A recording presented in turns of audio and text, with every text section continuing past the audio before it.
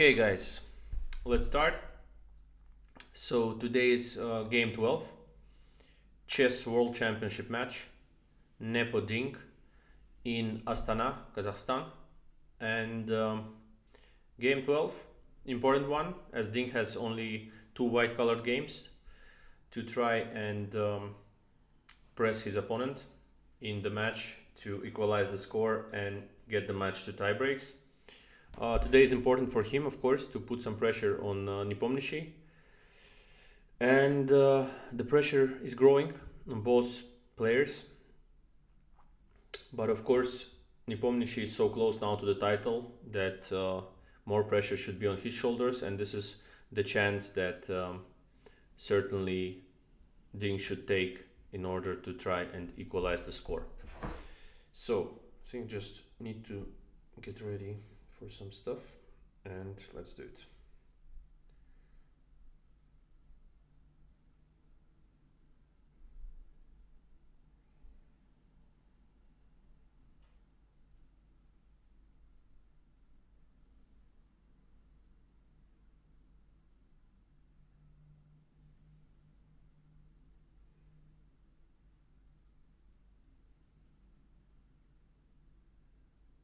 So just announce the stream as well there and let's start.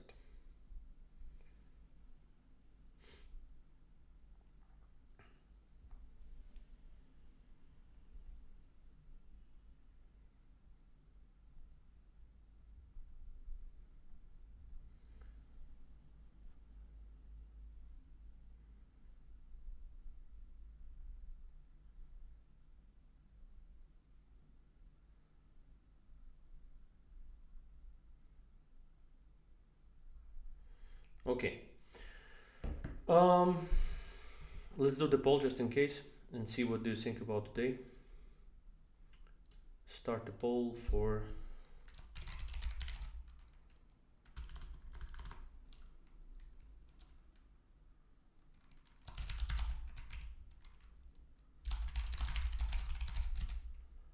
yep.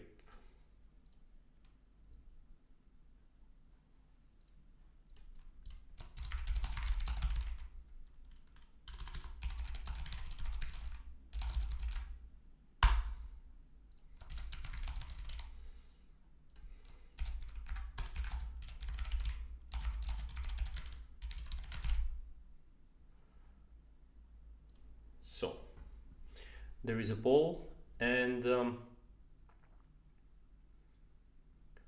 yeah, of course everyone hopes that Ding doesn't lose his calm today and the match will be interesting so that he can play on. But also it's possible any kind of like hierarchy game from his side as well is also a possibility because he has to go all in at some point. Maybe he will go all in. At the same time, for him, I think it's the best option is just to put some slight pressure, unpleasant, and very, very long game. So that would be the thing. So okay, if he will go all out today, I'm not sure, but I mean he's like playing this kind of lines like bishop g5, h4, giving up a piece, rook a2, all that stuff. So generally in his mind, I think he's ready in this Nepo Ding match to go all in. So yeah, this time I think we see a bit different Ding than we used to.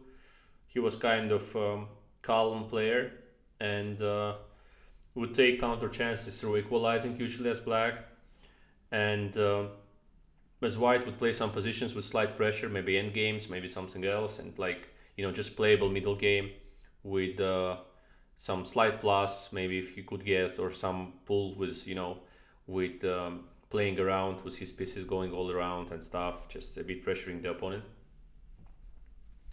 And you say you want super angry Ding, right? Okay.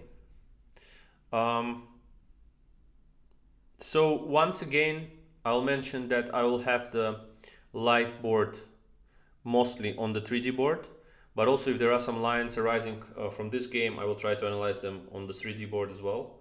But if I go back, let's say if I start with Some positions I will explain, let's say on the lines, and I have to go back to the opening. Mostly I will do it on the 2D board, because you understand that once we reach the middle game, it will be hard for me to come back and, let's say, if structure is similar to some, I don't know, line from Rui Lopez or, I don't know, English or anything else, then it will be harder for me to go on the 3D board all the time, just back totally, because I need to put all of the pieces back in that case.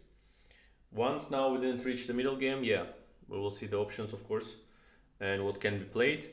With c4, in my opinion, he's getting good positions, but he has to do something against this knight f6, knight c3, e5 stuff, and find something tricky, the move order or something, because they were getting into these positions. And certainly at the moment, the last try of Ding was e4, where Nepo replied with bishop c5, knight takes e5, knight takes e5, d4. It was the previous white game, bishop b4, d takes e5, knight takes e4. And white went queen f3, queen d4 is also an option, queen c2 is possible, queen f3, and black just replied with knight takes c3, b takes c3, and bishop c5. Rare move, there were like just few correspondence games on this, but quite telling games. So after queen g3, attacking g7, black cannot castle due to bishop h6, and they are going king f8, and of course this was slightly surprising for Ding, because the position looks like from normal times, I don't know, 15-20 years ago, we would think that white is pressuring very hard, but nowadays they dry out these types of positions. So he went for bishop e2, d6, and bishop f4, then queen e7, and black played h5. This is, by the way, some important idea in this line, to play h5 and h4, chasing the queen on g3. So in this line, Ding gained some kind of slight pressure in the end game. He could play maybe better h3 instead of f4 that he played in the game, or keep the bishops by playing bishop e3 keep the queens and everything without taking at some point on d6. I've analyzed it in the previous stream, so most of the time I was looking at different lines that white can press with the king in the center. And then, okay, he didn't go for it, so we got a draw in that game. And Nepo, let's be fair, played very confident and just equalized easily with a lot of time. He didn't spend too much time on his moves and played really good chess that he should play on the highest level, and especially at this critical moments. Anish Giri even called his play the world champion type of play. At that point, he said that he played like a world champion, which probably meant that he played the game like Carlsen. So yeah, today hard to say what we're expecting. We can expect maybe some first moves that will get Nepo immediately into some playable line, some kind of stuff that's just played for long term. It can be anything, as we learned already from Ding's play. It can be really anything. It can be c4, and after knight f6, knight c3, they will maybe find some ideas with g3 or else, and some playable middle game. It can be also first knight f3, but they will have to play probably against first d5, or maybe knight f6, c4, and e6, which is also a type of game that we may see, because for Nepomniachtchi, I think he was going for these lines with d5, bishop g2, and bishop e7 in the match against Carlsen. And this is also one of the options, of course, for Ding's team. But we have seen that Ding have played this game with castle short, b3. Of course, the team of Nepomniachtchi, they were working on this. They checked something for sure, at least how to place pieces in this position, and probably went deeper. In this one, Anish Giri played d4 against Ding, and we had this line with e3, c5, e takes d4, c takes d4. And even though Ding gained an advantage because Anish forgot his line and some force stuff in the middle game, Ding was winning. Like after 20 moves, he had like huge advantage. I mean, he could just play, he played at some point knight b1, and then just very normal would be to play knight c3, but he didn't, which was kind of strange, and he was certainly not in shape. But kudos to Anish, he managed to just outplay him in this middle game, So I don't think that Ding has good memories about this position. Probably will try to avoid it, as he's once again, I would say, more of calculative, positionally active player that wants to put pressure rather than get his pieces, some kind of stuck in the opening without clear plans, without navigation on the board, especially in this lines like now we can see on the board, on the 3D board, you can see it well with some strange play. I mean, it's not his typical play.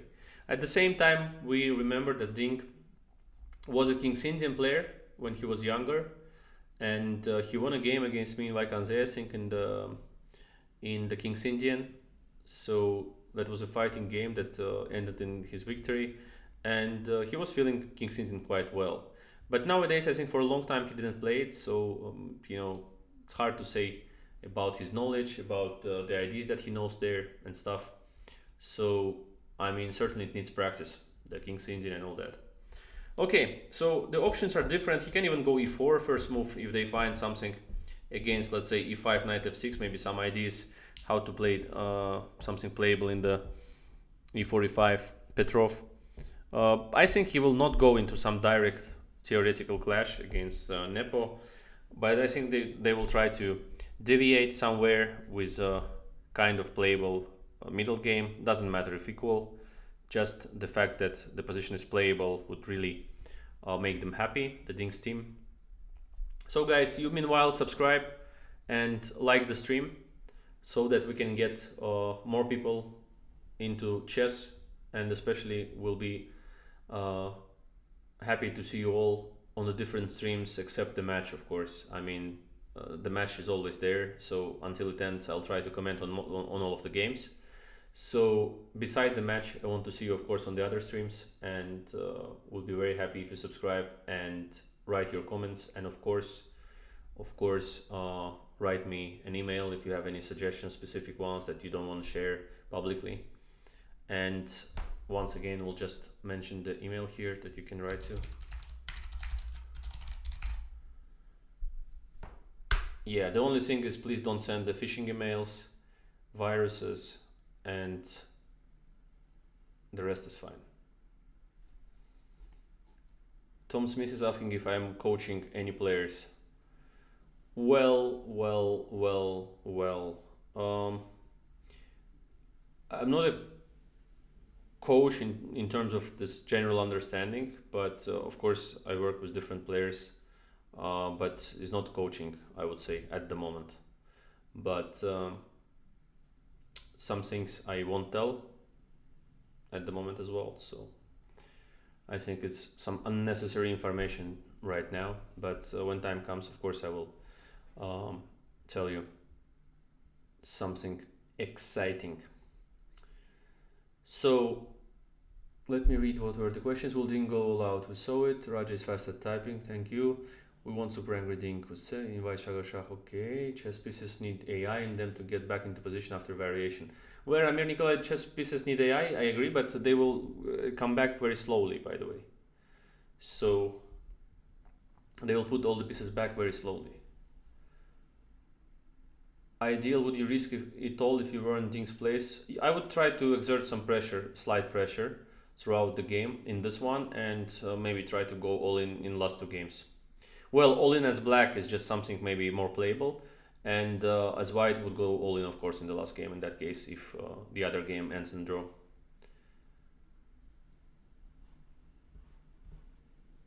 Okay, I think they're almost starting. Let me just see the stream with official video. I think there is one. Yep. Let me see. Okay, d4 plate. d4, knight f6, knight f3,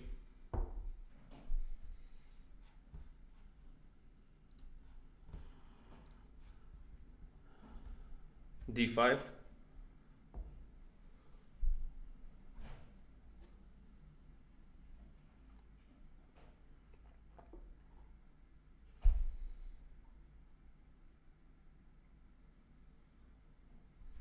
e3.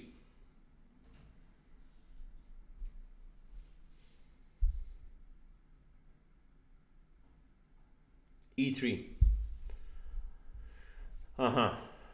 Okay, e3, normal, normal, normal, and to my mind the right choice today.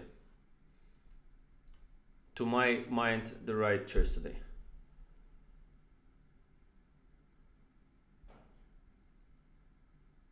Jelly Boom, I think you're not allowed. No, you have to buy the broadcast from favour or something if you want to show the videos and stuff. Otherwise, I think you're not allowed. I guess they have the broadcasting rights and everything. So,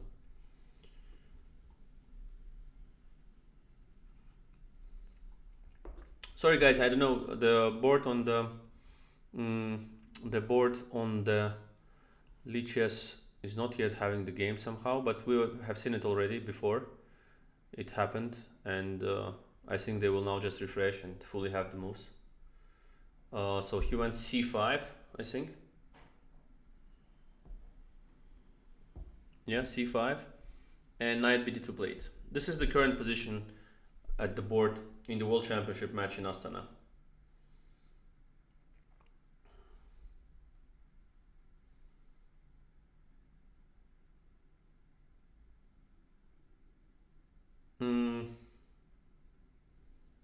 Just trying to understand what can be idea against, let's say, c takes d4 and bishop f5 stuff.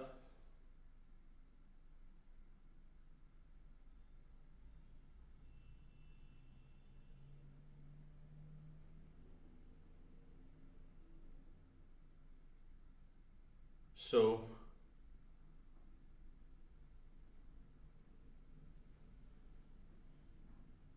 knight bd2 was played, and now it's black to move.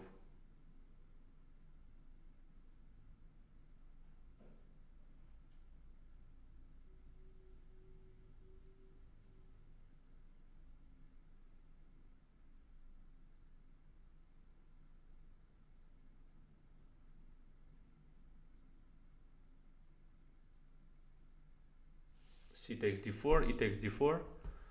Yeah.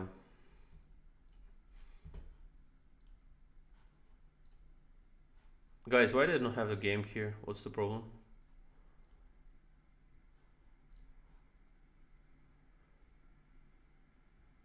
Oh, strange, no? Okay, he played c takes d4.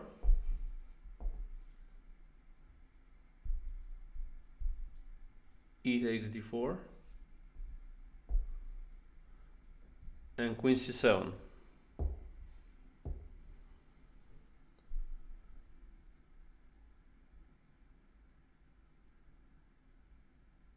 Strange move, to my mind. Yeah, let's do the moves there.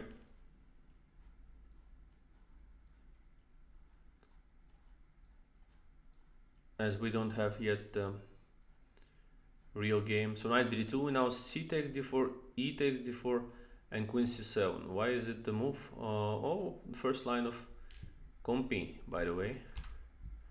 Queen c7. Let's see, maybe there were some games, maybe they were preparing this, I don't know.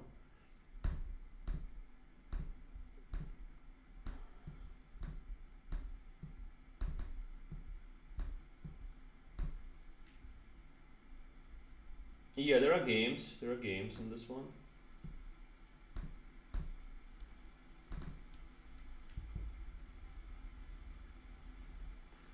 Well,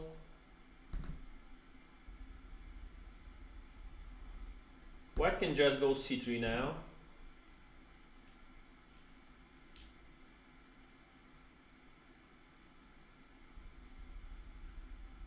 White can just go c3 now, and then black will go some knight c6, bishop g4 stuff. Yeah, he went c3, by the way. Let's refresh and see, maybe there is a move. No, I don't know, guys, what's happening with Lichess. Okay, let's look at it here. So c3. And white just wants to go bishop d3 and then knight e5. I don't know, castle short, rook e1, knight e5. This is the idea. Black, on the contrary, should go for something. Okay, let me put again this one. I don't know why there are no moves on Lichess. Do you have the moves, guys, there? What's going on? Anyway, we have the live position on the 3D board, so we don't care. And I'll show it here.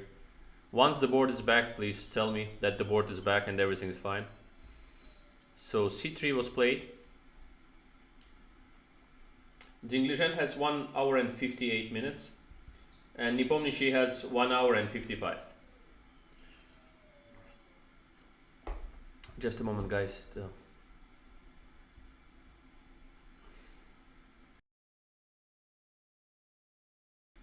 Just 1 minute, guys, and I'll be back.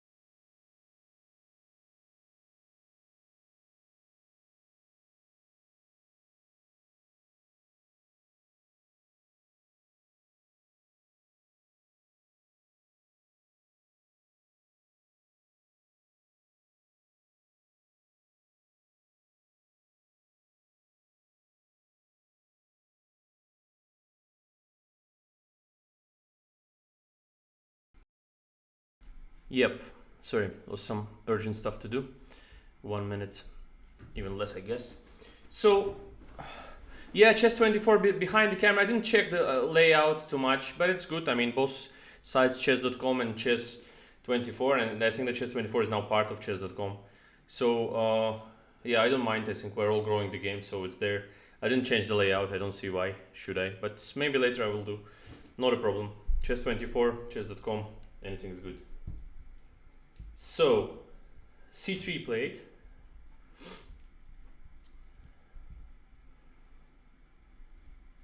Entropy dev, yeah, exactly. He says that this reminds me a little bit about the exchange Caro, but the knight is on d2 before the bishop develops. Yeah. And he means this, I guess. I mean, he means this stuff. If white goes, let's say, e4, c6, d4, d4. Something is wrong with Lichess for today, is it? d4, d5, e takes d5. Just a moment, let me show it there.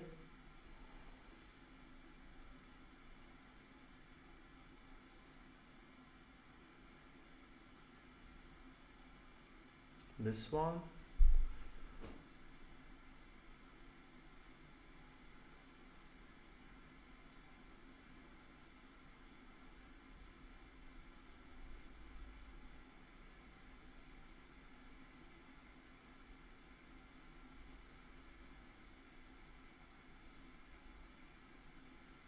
Yeah, it's like also constantly reconnecting somehow, I don't know why. Like when I'm moving the pieces. Strange behavior by the chess side at the moment. Something is going on. So this is the line entropy def means, I guess. Knight c6. Sorry guys, the board is just lagging, reconnecting all the time. c3.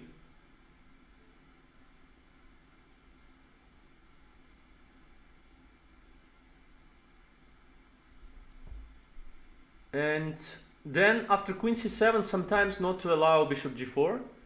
I think there are some queen c7s or something here in this position as a possibility. Knight f6 is a possibility as well.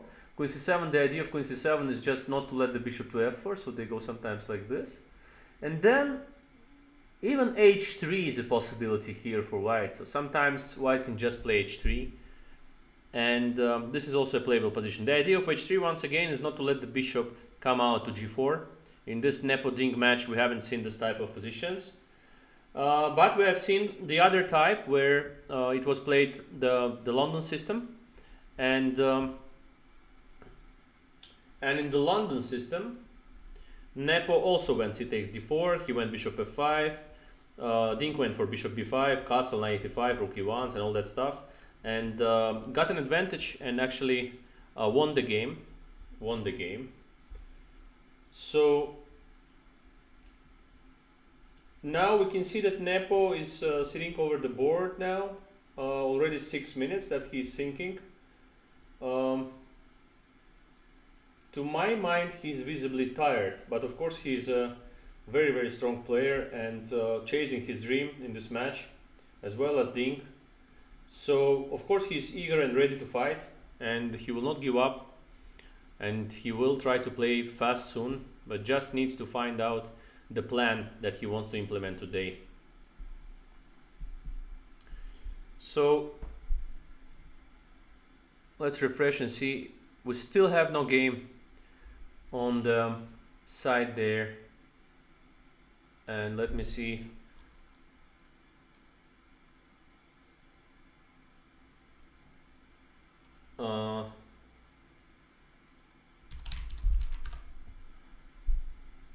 I don't know if I'm logged in on this one because it's Safari and I usually use Chrome, but okay, I changed the browsers, but still. Let's see on this one maybe if it works. Yeah, we have the position here, and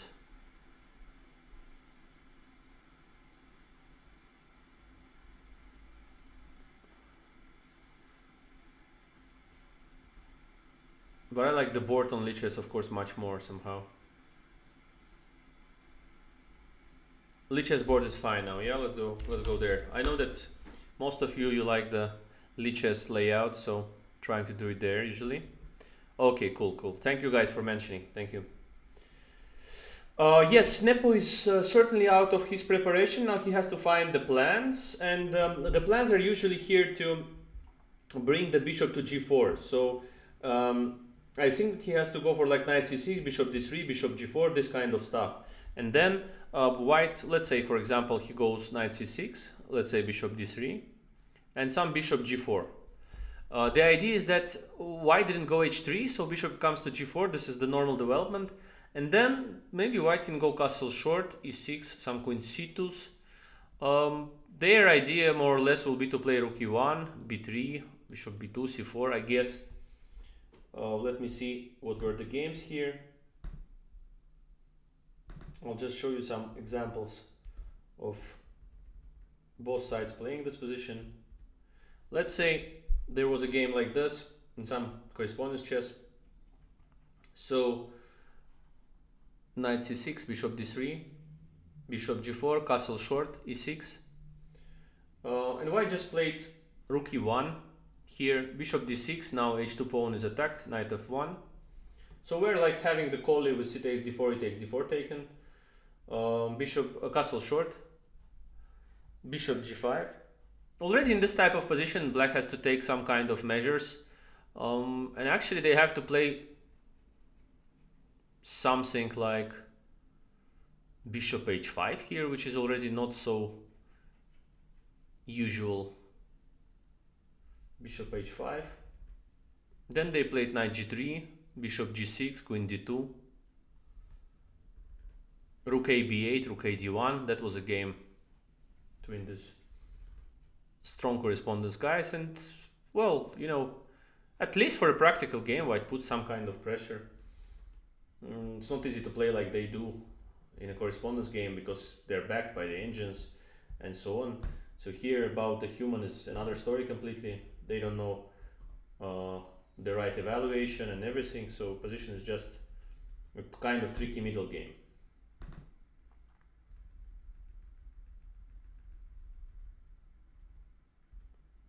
So, okay, let's refresh the board and see what happened. Ooh, bishop d7.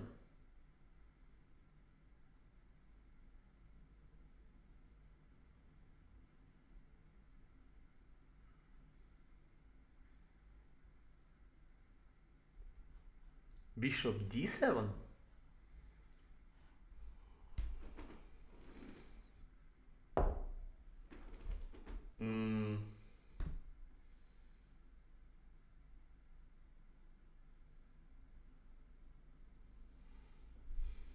Wow, I don't know why bishop d7.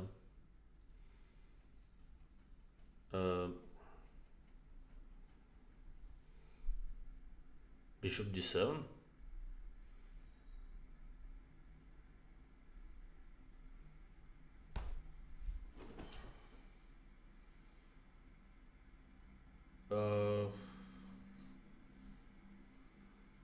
I don't like this move.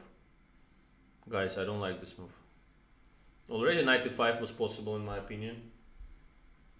Why couldn't you just go knight e5, for example?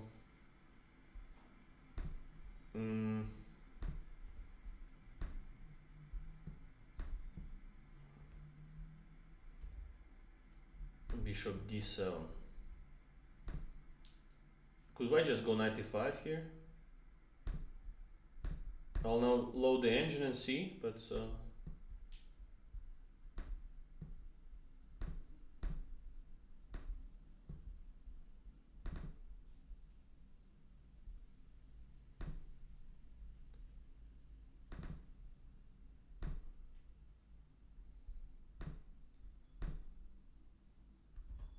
well, engine suggests that knight e5 was giving already a very pleasant edge. And after knight c6, knight df3 simply. With great edge already for white, like Stockfish was giving like plus 70. And Ding somehow very fast goes bishop d3, I don't know why. Why so fast bishop d3, guys? I don't understand it as well. Something is wrong with their psychology. And I think they're kind of stressed out completely, both of them, and super tired.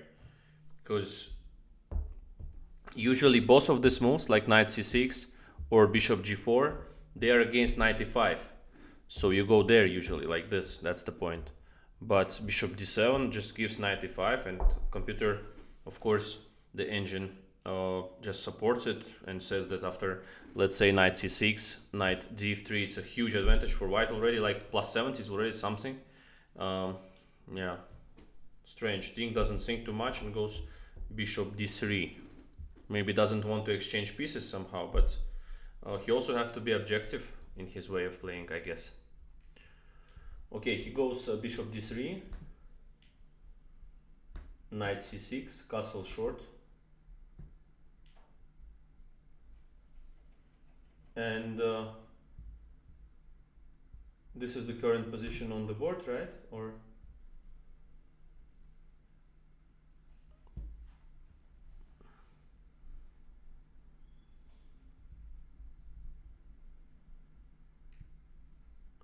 yeah, knight e5 entropy def is natural.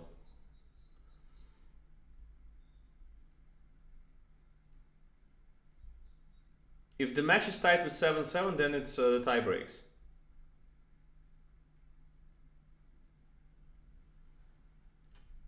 Yeah, I don't know.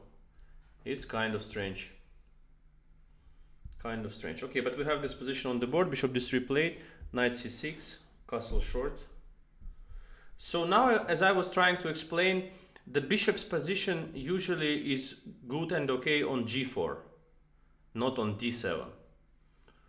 So the bishop on d7, if he now goes bishop g4, it means that he just lost a tempi compared to the position we were looking at. And then probably white can also go rook e1, e6, and we were looking this position with black to move. They were going bishop d6 and knight f1. And here actually I already can go knight f1, g3, attack the bishop, get some kind of slight edge, slight pull that is needed for Ding-Liren in today's game.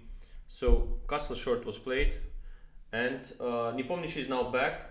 He's over the board now, is going to make his next move, and let's see what his next move will be. But the players are showing the clear signs of tiredness. Yeah, now he goes bishop g4. So bishop d7 was to avoid bishop b5 or something. I'm very bad play. Just this was getting the advantage. He just goes bishop d3 fast without even considering knight e5. Very bad play for both players in the opening at the moment. I mean,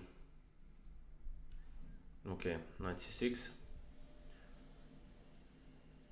castle short, and bishop g4. So he could have the same position with knight c6 and bishop g4 that we see now on the board. Somehow he didn't go for it and avoided something, nobody knows what. But this is anyway the right direction for the bishop.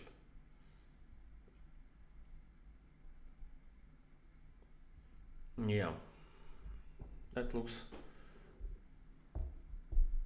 kind of strange what they're doing now, but more or less after doing some strange things they went back to the normal position. Let's see what are the options. Can we go some queen a4 and knight e5 or something like this? Probably white can go even queen a4 here, one of the possibilities, because e6 has not been played yet. I only have positions with black's move here. Queen a4 can be played, knight e7, rook e1 is one of the possibilities.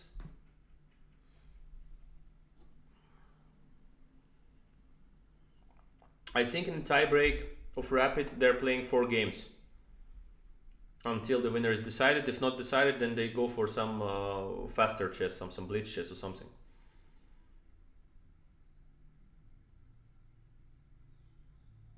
Pranay Matali, did he play instantly as he had this line prepared rather than go into unknown? Which one? Which do you mean? The bishop d3 stuff? Of course he knew that bishop d3, bishop g4 position exists, Ding. But about exactly this one, I think he doesn't know anything, and now he will try to understand what is the difference. Is there any difference compared to main one where black in this position is to move? So they go e6 and bishop d6 and play like more or less classical type of Carlsbad, with them putting the bishop on d6, a6 pawn and b5 and so on.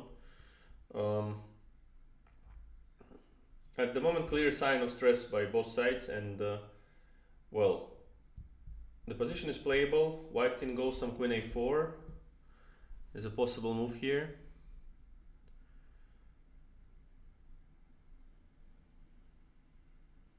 Then e6 or knight d7, but also they can go, of course, rook e1, e6, maybe some knight f1. But again, black is quite stable here. I mean, they can go to h5, to g6. Maybe this kind of stuff is playable. And if they go some bishop d6, maybe bishop g5 or knight g3, let's see.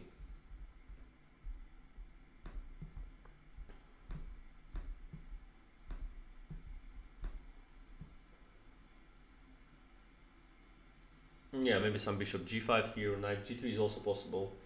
Maybe bishop g5, castle short, something like this.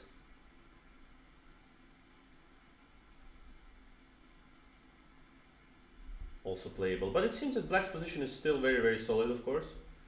The fact that he played bishop d7 first is, I mean, there Ding has had to think, because knight e5 immediately, if you can establish such a great knight on e5, that would be cool. But I don't know why he didn't think at all about this.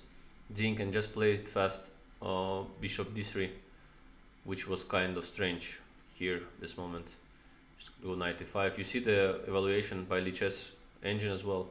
Knight c6, knight df3, immediately gaining control over the e5 square, and certainly white is better. I mean, black has to go maybe like this, then bishop d3, then this bishop is super passive.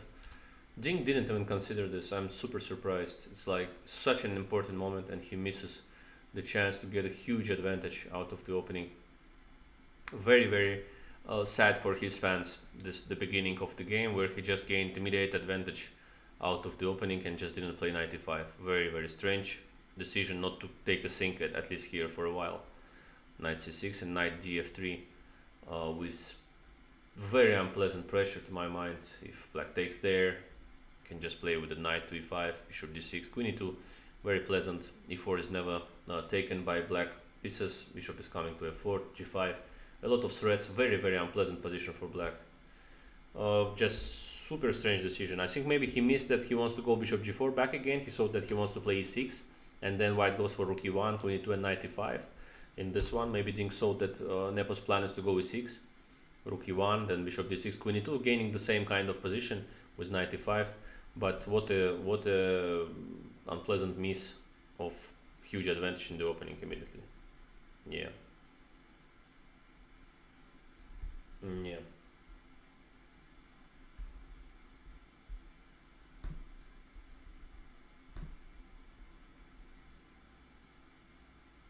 I mean, knight e5 was such a natural move.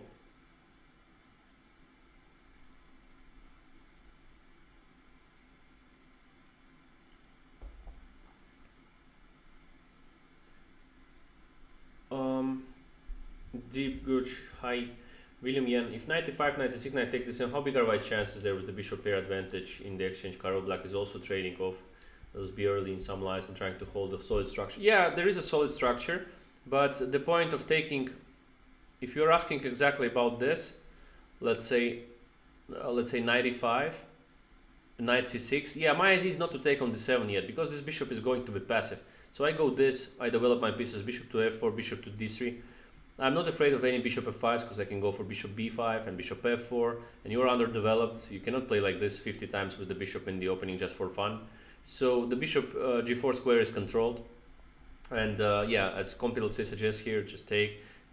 But you're having like 3-4 tempis down compared to normal positions, so I can just go bishop d3, then go queen e2, then go castle short, rook e1. I'm super fast, and you have missed a lot of tempis, so you're not you know, in time to play a6, b5, all these breaks on the queen's flank or some pressure there, like a minority attack. So the position is just worse for black, and that's a really sad miss for Ding-Nepo's fans. I mean, such a miss you don't do in the opening. Once you have the possibility to gain an advantage in 5-6 moves, crazy possibility in the World Championship match, 12th game. So he just had to take this clearly. I mean, just this opportunity. Now he's going for rook e1.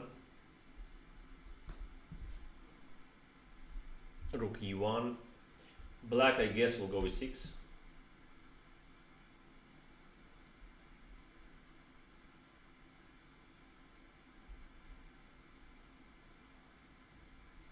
Already for the engine, this position is equal, almost, and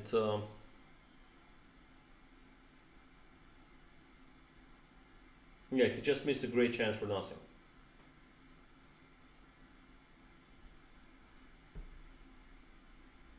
Yep.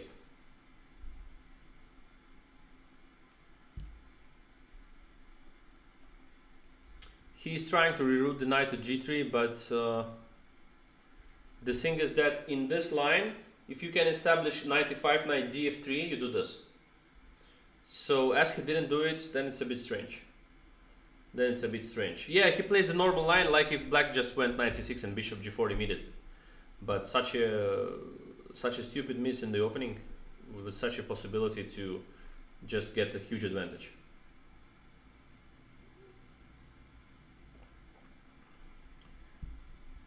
Does it ever happen that you just see the final end move of variation without seeing any previous move of the variation?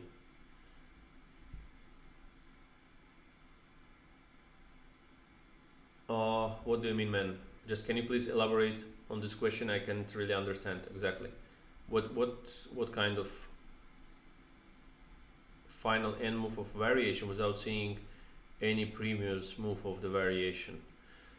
Well, you can by again calculating the variation before, because how can you not? I mean, you can if there are not many moves that changes the last idea that you want to implement. Let's say, I mean, there is some inevitable attack and doesn't matter what the opponent does, but if the moves influence the position, let's say, I don't know, you are threatening bishop takes h7 and there is g6 played, for example, then it changes everything, so you have to calculate. And yeah.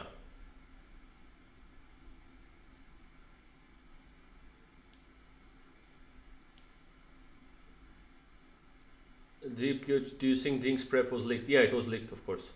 It was leaked. I'm sure it's the match between Rapport and Ding.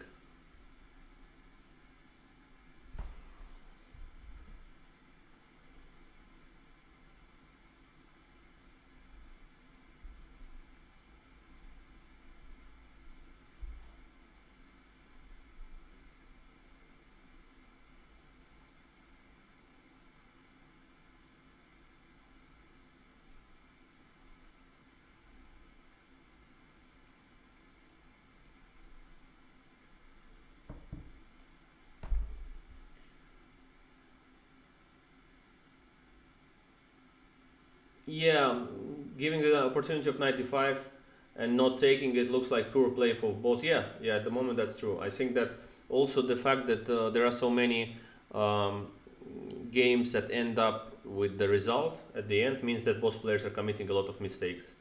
So it doesn't mean there is a perfect play, right? If both players are losing the games all the time. So that means that the level is far from their best and very, very shaky.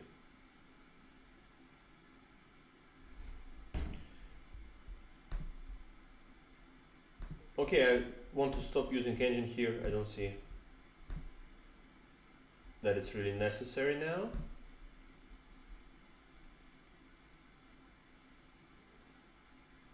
So knight f1 was played. So e6, sorry, knight f1, bishop d6, and bishop g5. And bishop g5 was played.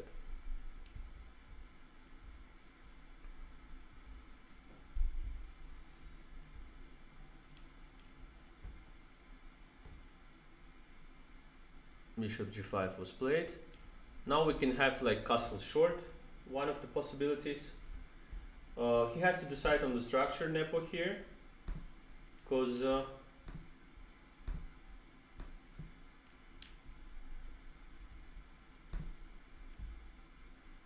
different ways of playing it. Let's say castle short already has to think about bishop takes f6, if it says right or if it's not. Let's say bishop takes, gf, I don't know, maybe knight g3 even.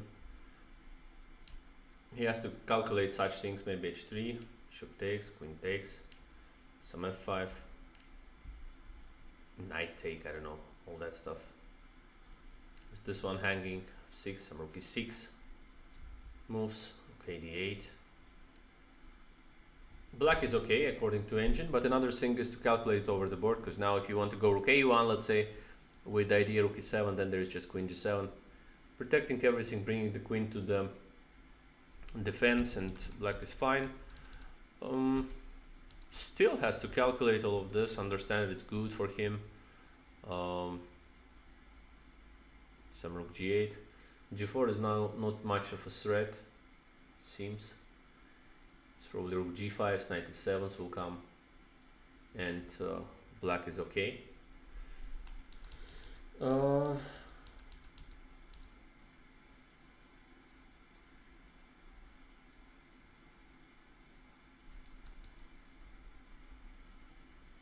Yeah, so very, very bad miss in the opening by Liren. Now we have this position. Imagine that Nepo would just play this immediately with bishop g4 and knight c6. So probably Ding didn't see much of a difference. Nepo is now over the board thinking.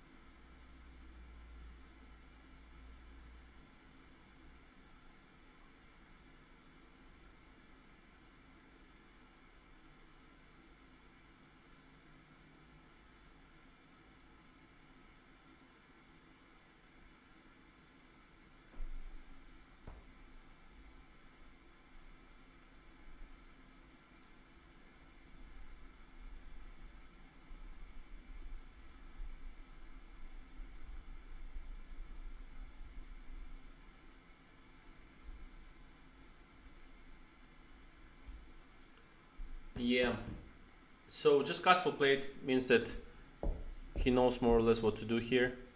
Started very badly with bad bishop d7, just a bad move, and Ding misses this opportunity to get huge pressure out of the opening with pleasant time, with pleasant play, with wow.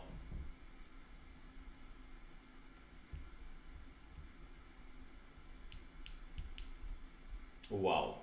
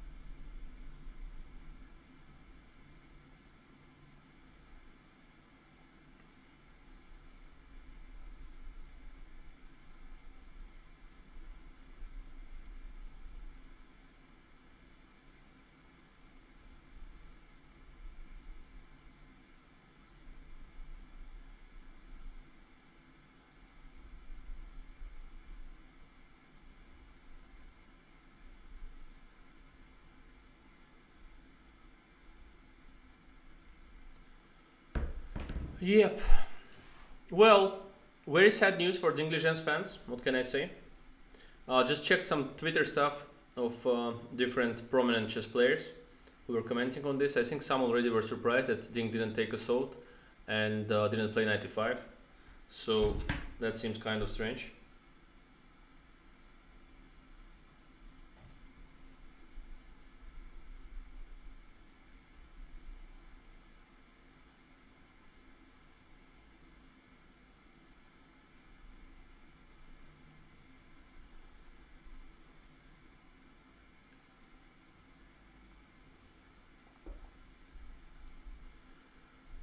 Yep. Let's see the questions. So now the current position is this. Very bad display by both players in the opening, just terrible. Just terrible. But this happens, guys. It's game number 12. I don't know how many days they're already there on the match. The pressure is growing, stress is there. Everybody's dying. So we don't expect, perfect play anymore. Especially that even when they seem to be fresh, they played far from perfect in terms of some games that they have played. And this is normal. It's a match. Many people can criticize it, but at the same time we can say that it's this very very interesting match. A lot of wins, ups and downs. Both players are far from their prime, and it's still a lot of fun to watch. So I don't think we should blame players at all. They're having a great stress there. It's a very stressful event, and it's a world championship match, which is a thing, of course, for both players chasing their dream in this particular match.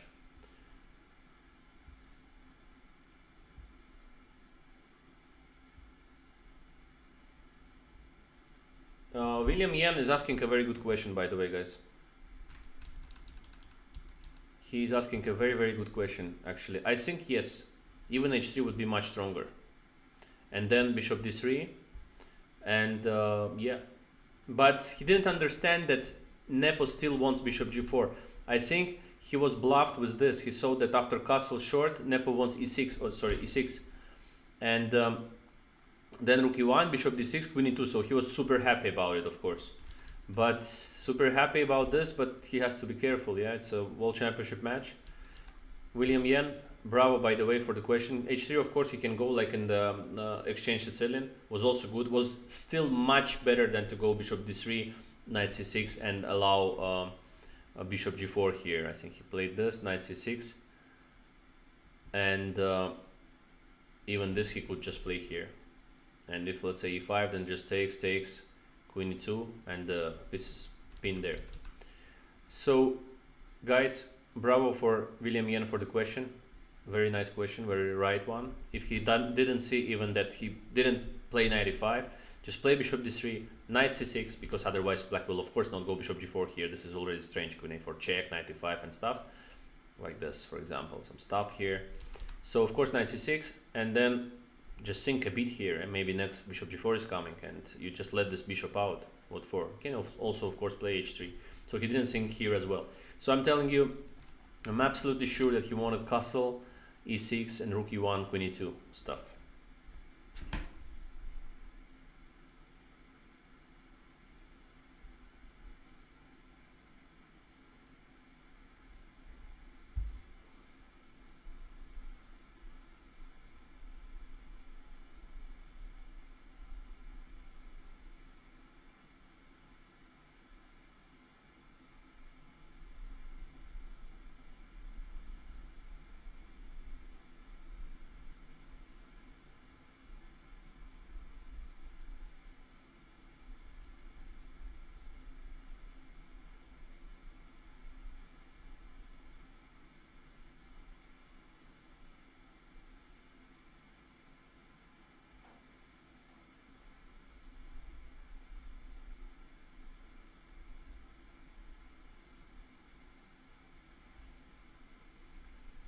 Yep.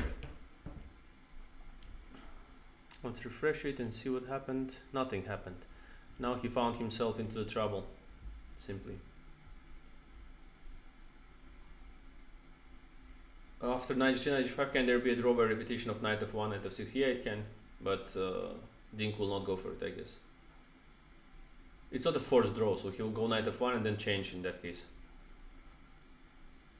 Ertaza Anvar will try to qualify for the next candidates. Well, we'll see. I'll do my best. There are not so many options for the qualifications, because there is one place from this FIDE circuit, which means that you mostly should be invited to most of the tournaments, which is not easy. And on the other hand, there is a place from the World Cup. There are 3 places I think from the World Cup, and there is also the Isle of Man stuff.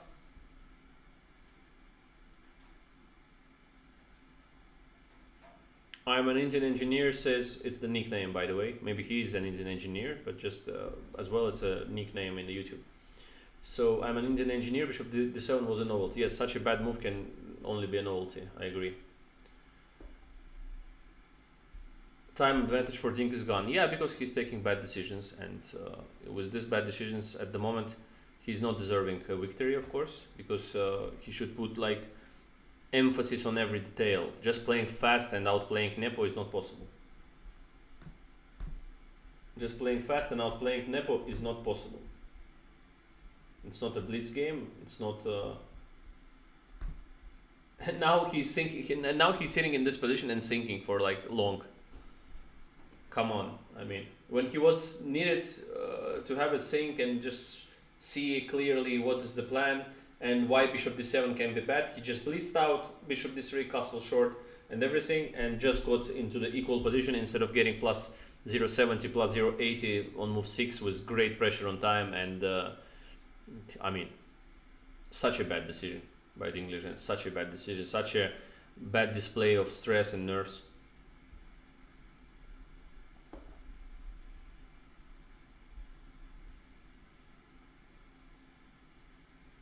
Joey Mike, at the top level, since everyone is so close in understanding, do you think most of it just comes down to psychological and physical shape of the players at a given day? For sure it helps a lot, but certainly players understand it differently. It depends also on the positions that they have analyzed at home in their preparation and so on. So let's not say that everybody understands it's cool completely. Yeah, they understand on a certain level, of course, close to each other, but at the same time someone is better in the positional play, in calculations. Someone can get into just playable position like Magnus Carlsen and just play it for ages without committing mistake for like 5-6 hours, which puts a lot of pressure on your opponent, even if the position is just okay. By committing some mistakes or maybe inaccuracies, you can get into the trouble, and then the trouble plays a role. Then you get less time, then you get less confidence and so on. So let's not put it that everybody understands completely on the same level. They're all players of a high caliber and they're strong, of course, but certainly it varies. Also the positions that you want to get, the type of play that you want to get, like I don't know, in tennis or somewhere else, if someone is playing on the hard court and the other one on the clay better, like Nadal for example. So also depends. So you have to get into your territory, and for example some of the territory of Nepo, we can call it, I don't know, some tactical, aggressive, active play, and of Dink is just slow pressure for a long time. So we can say that maybe Dink's play is more like of Nadal's on the clay court, and Nepo is certainly like grass or hard court play, and like this if we compare to tennis. So I think that this is kind of stuff that they have to think of about in the match to get their positions, their preferable positions. We have seen Nepo got a lot of good, pleasant positions as white. The same goes for Liren. He got a lot of good positions as white and pleasant play, and as black both were in trouble simply. Today we can see important moment, super important moment, when he sees this bishop d7, and he has so many possibilities. This knight e5, bishop d3, knight c6, and h3 mentioned by Yen. Yeah, was it Wei Yen? Was it William Yen? Yeah. William Yen with h3, not allowing bishop g4. Yeah, I think that today he has to take any subtlety. He has to really be very focused, and he's not at the moment. He's not. He's probably simply not in great shape. Can we say that he's not in great shape? I mean, We can. I think both of the players are not in their best shape, not in their prime in this match, but this makes this match even more exciting because we're used to this top level matches that Magnus Carlsen has played throughout the years, and we're expecting the super high level of chess all the time, 4, 5, 6 hours, almost maintaining the same level. Mistakes are not brutal, not blunders. Here we have seen a lot of blunders, and at the moment, in any case, the match is exciting, and as a professional and also as a spectator, I can say that I'm having a lot of fun watching this match, even though, of course, sometimes they're doing some inexplicable things, but come on, it's a world championship match, the stress is high, and everyone takes it differently. Let's not put all the emphasis on Magnus Carlsen and just, you know, think in the perspective like, oh, Magnus played this and that. We have seen a lot of matches with a lot of mistakes, and like Kasparov-Karpov matches, there were a lot of mistakes. If you take it especially with the engine and take a deep look at the games, also there are books written on these matches by, I think, both of them. So, I mean, this is really a hard stuff, but a lot of blunders can be committed, anything can happen, so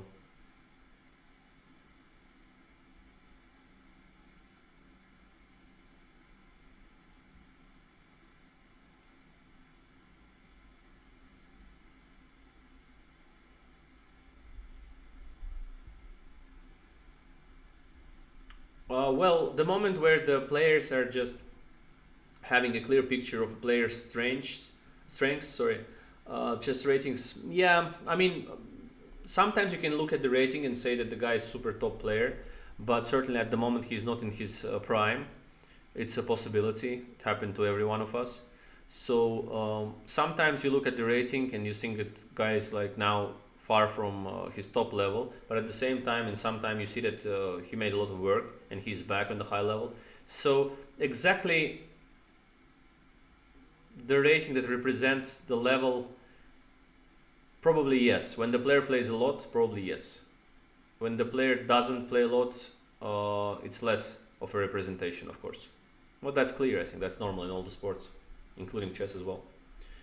Sailesh Kumar, thank you very much for the super chat. Hi Raja, big fan of your style of play, Wolfpack OP. Thank you, man. Hope that we can at least gather on some on my 50th birthday or something like this with the Wolfpack. All the guys will be sad and old and super, you know, emotional. So we can do a good stream. Skip said, do you know FIDE Arena? Why not many people play there? I know FIDE Arena, I've heard something about it. I don't have a special perspective on that. I've never checked it. And I think, let's be fair, the platforms like chess.com and so on, they're much more advanced and much more popular between the chess fans around the world. So I don't see that there are a lot of reasons for players to use the FIDE Arena at the moment. But I have a special opinion, but I know that not many are considering going there and playing there a lot, so never heard much about it, but just know that it exists. But I don't know about their plans and about the purpose of the arena itself. Guys, it's 101 likes, 1 hour and 5 minutes. We're live now. Bad display by Ding-Nepo in the opening, especially after this bishop d7. So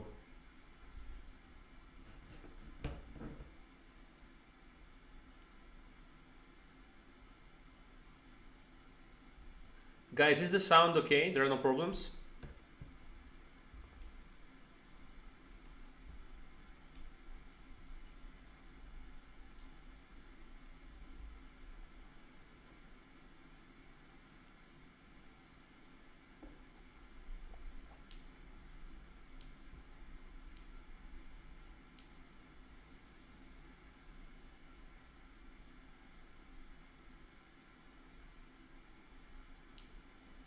Well, the next tournament I'm going to play is normally the classical one or the rapid. It also matters.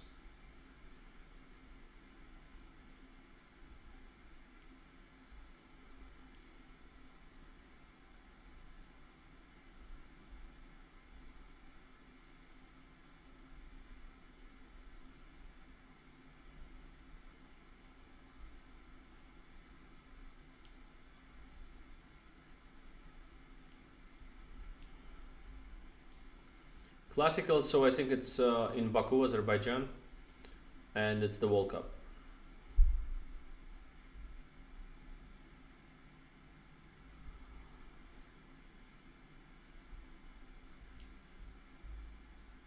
Yep.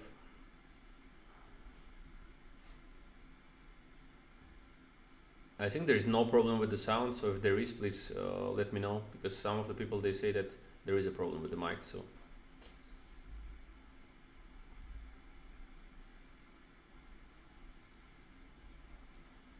okay, then if everything is good, then it's fine. So okay, Castle short plate, 20 minutes. Ding-Liren is sinking in this position, very very bad.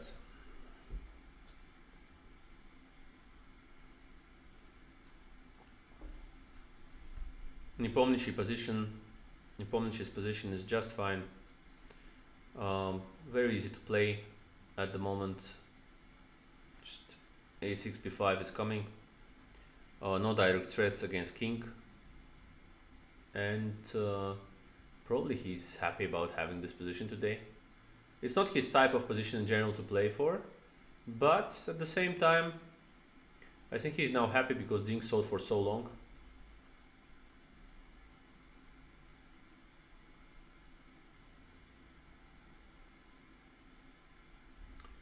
Entropy Dev, since there is no moves yet when you go through a positional strategic book, how do you keep the ideas in mind? I usually forget a few days after playing through the positions. Well, I think that you have to go over and over and over again in your, the books and stuff. You look at it many times. First of all, you try to study the opening and so on, the positional ideas from there. And many positional ideas are derived from the opening. So there is a mix. Once you are finishing the opening, there is a middle game. And there is a connection between these typical positions in the opening that connects you to the middle game. So you have to study more and more and more and more games and patterns. And also beside that, I think you have to really play a lot. Practical game and stuff is important. Practical games to really practice. Is like with language or anything else that you're learning. If you have started the process, sometimes, most important part is practice. It's not even the theoretical stuff that you're doing.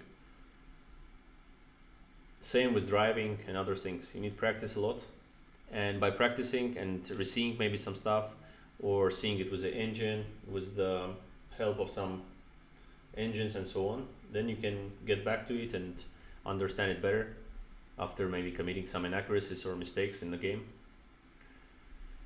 Rook to c1 is possible. There are many moves here that white can play, but generally bishop h4 or something is also possible. I don't think white is really having any advantage right now. They just missed the bishop to g4 move, and that was pretty bad. Especially that the guy just gave him the opportunity not to go for this position with bishop g4. So he should have played just h3, as William Yan said, but even stronger than that would be to go just knight e5 after bishop d7. I think he just mixed up the moves, Nepomniachtchi, and now Ding-Liren just believed him, played fast castle short, and now is under bishop g4. Now the position, of course, is easy to play for black. All the pieces developed, no direct threats. Everything stands nicely, and the Carlsbad structure is coming, and the pieces are developed well. a6, b5, rook a, b8, b5, b4 is coming.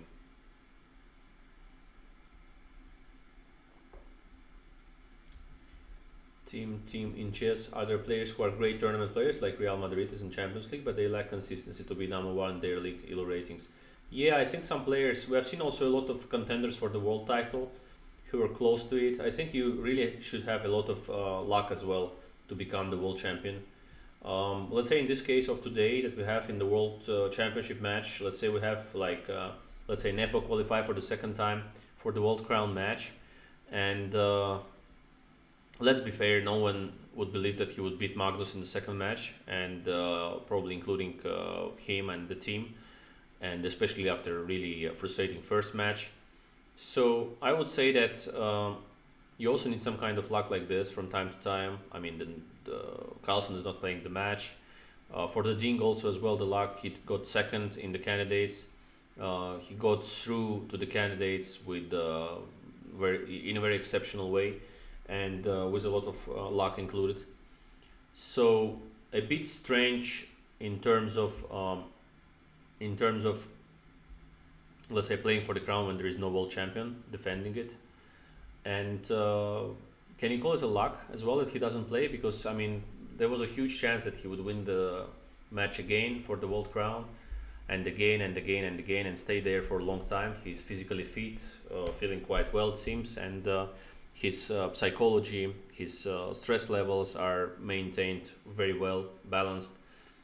He's a great sportsman, Carlsen, and as well very fit physically, much more fit than any other chess player in the world at the moment, I think. And even now, when he's not playing for the crown, he's Norwegian, having this Scandinavian type of, type of physical shape, just since childhood. And beside that, in Scandinavia, the sports are very popular, so they do a lot of different sports. They have a great nature for that as well, and it's really like in the DNA. So yeah, I mean, you can also call it luck that he's not playing the match you are involved in. So it's also, of course, motivation for both players, for Ding and for Nepo. Ding is now singing for 25 minutes. Is super bad. It's a bad sign.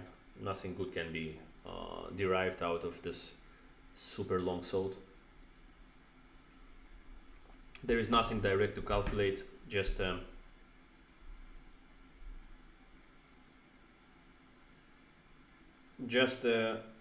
afternoon or something nap. Just a nap for Ding. This position. 25 minutes, move 12.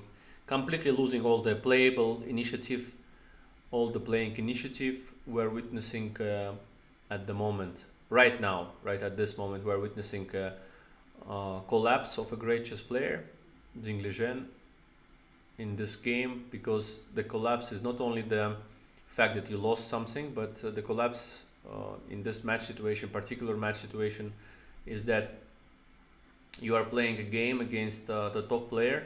You need to put pressure, and this pressure should include the time pressure as well, confidence pressure, psychologically more fit, active, playing moves fast, confident, not taking the snaps like 25 to 30 minutes. Everything should be taken into consideration.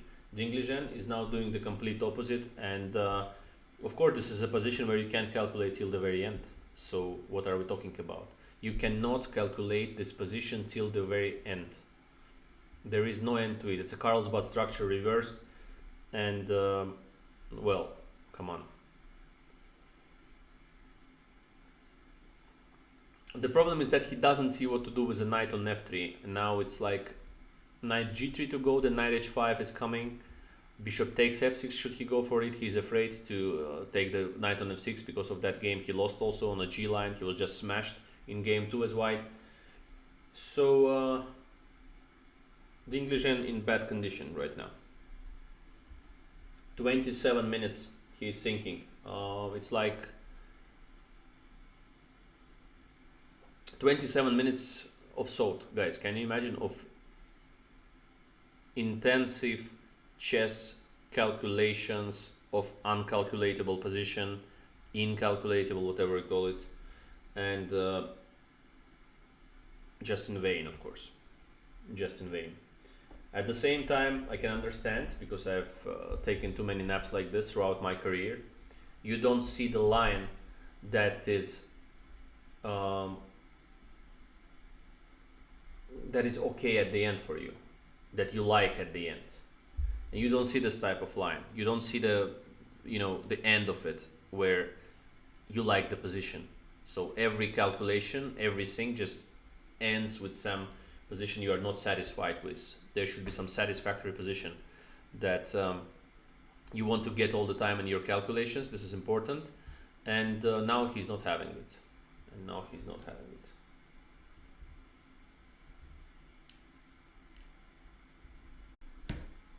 He wants to open up the G line.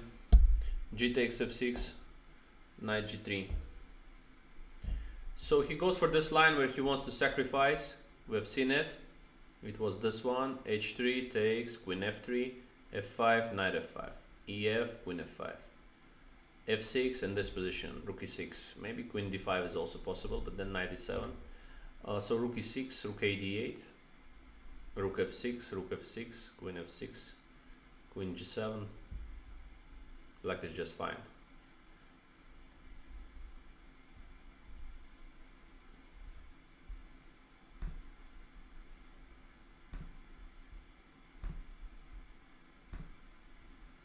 Dangerous decision for Ding-Nepo. But he's trying something. Okay, I mean, let's not blame him. It's a hard situation that he's in now. He has to win. At the same time, of course, not playing knight e5 is such an unpleasant surprise when he comes home and Rapport shows him. Let's see what Nepo will do in this position. I'm sure Nepo knows all the stuff. f5, king h8, not hard moves to make. But he will have to calculate this tactical stuff with knight takes f5. Not hard for Nepo, guys, not hard. f5. Knight h5 I said was possible, rook g8. Then white can go. If they go g4, then rook g5, I guess. Maybe. So this, maybe no. Oh, rook g5 is bad because of king h1. Wow. Okay, rook g6, yeah.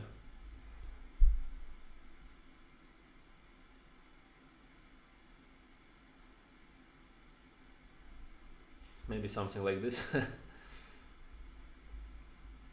Bone Cloud, or what was it? What was the name? Okay. Knight g3 played. Now Jan Nepomniachtchi is having 1 hour and 36 minutes. Position is kind of complicated. The thing I don't like is that certainly Nepo is having pleasant feelings about this position because he had this G line opened up in the second game where he crushed Ding with king h8. I mean, not with king h8, with rook g8 and attack on the G line, but he had the king on the opposite flank, but okay.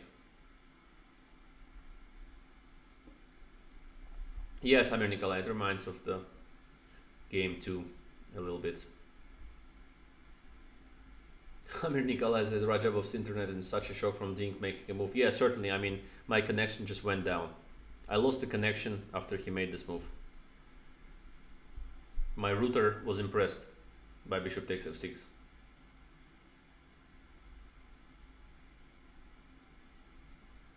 Yeah, of course, king h8 with the idea rook g8.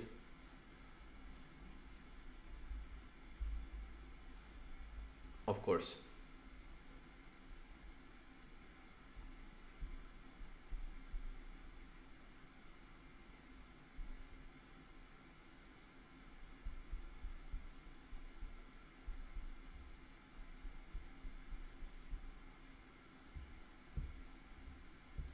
There is also a possibility of h5 here, is it?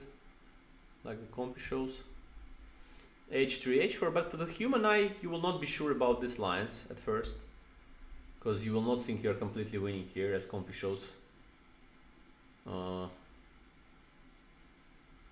would, let's say, think about something like rook f1 even, or rook e2.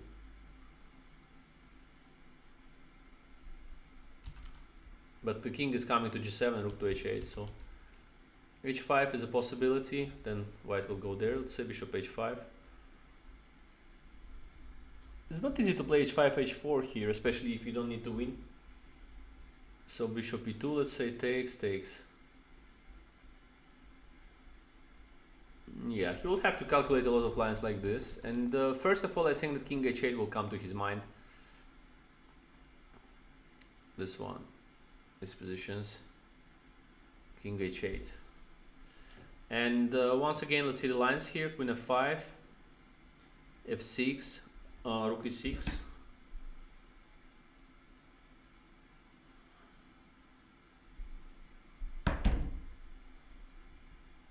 Yeah, because first you see these positions, you're not sure. Maybe queen to e6, I don't know. But seemingly black's pieces are fine, so it's not a real problem.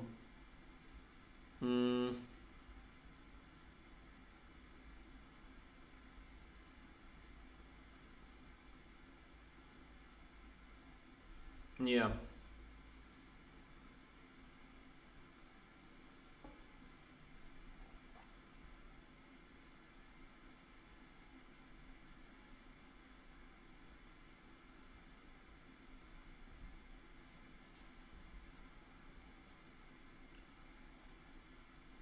Bishop h2 at which moment?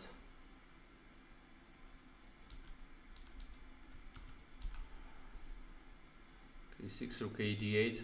We cannot capture here because of bishop h2 check after queen takes d5. So takes, queen g7. Maybe this, I don't know, queen e6. Queen e7, queen h6. Queen g7 back even. h5, knight e7, rook e1. I don't know, guys. It doesn't seem to be too bad for black.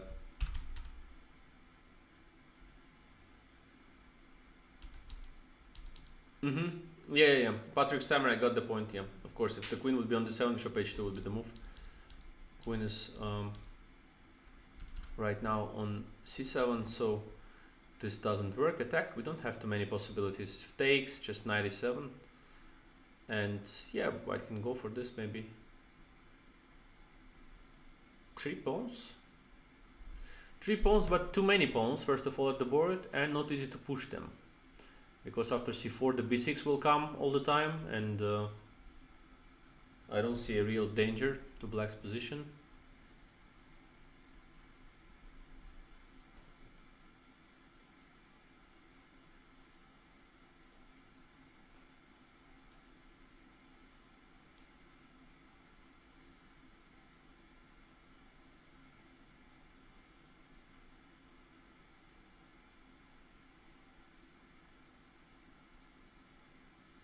Nepomniachtchi is now sinking. After h5, I just wanted to ask, can we just move the queen somewhere? Like c2, is it bad? Rook a c8, okay, I mean just move queen wherever. I don't know, d2 maybe? Bishop f4. It's too much, yeah?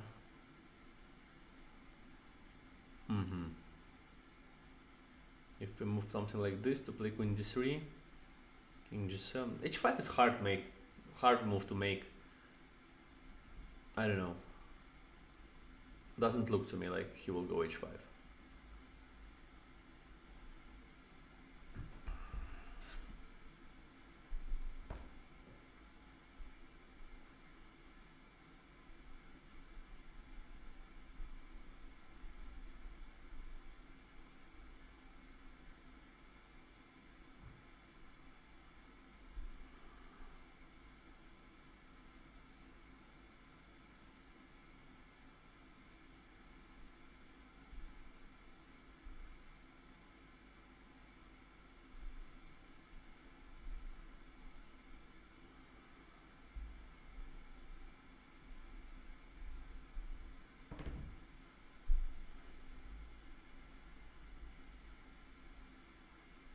Guys, like the stream. We're now at 118 likes, and in 1 hour let's make it over 200. Just in case you are here, pressing the like will not be hard, and also subscribe of course to the channel, and send your suggestions of course, both in the comments, or if you don't want to make it public, to the email that I've mentioned in the chat.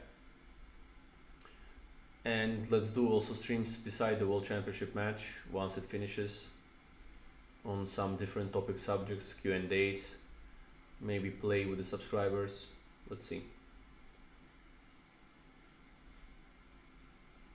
G3 was possible, but he wants something active direct, so he probably wants somewhere knight h5 and g4 to come and stuff like that.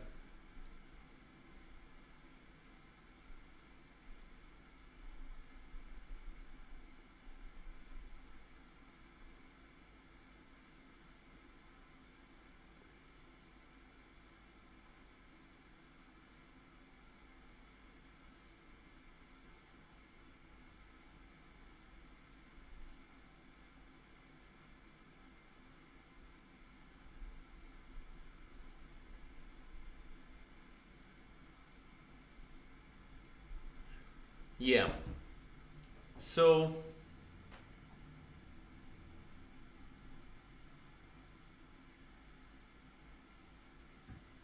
f5 winning move for black. No, it's just a playable position.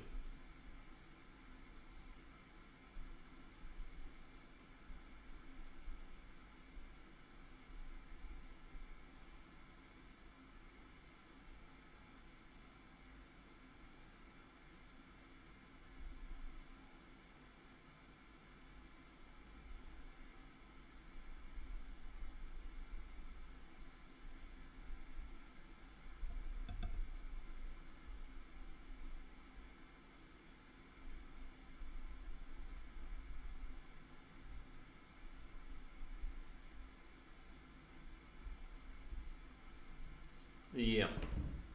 Knight g3, Nepo is now considering the position, but of course he has something to calculate here compared to Ding. In general, if Ding was calculating this, then it's understandable that he took like 27 minutes for the move. But for Jan also, it's clear that he has to calculate now lines with f5, with moving the pawn to f5, and he has to concentrate on not missing something on the king's flank, something direct. And this is the type of positions that suits him normally, and he should be able to calculate things quite clearly. But in any case, the pressure is on his shoulders as well, as the World Championship match is not just a calculation at home for proving that he can calculate lines. Here it's about the result, and to have the best result he has to be sure in what he sees and what he calculates, the final evaluations of the positions.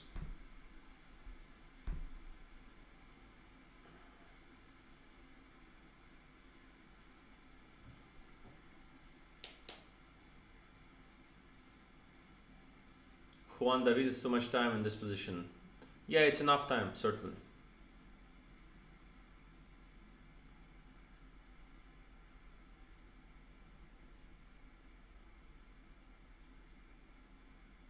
What is f5 and Nepo can be up a pawn?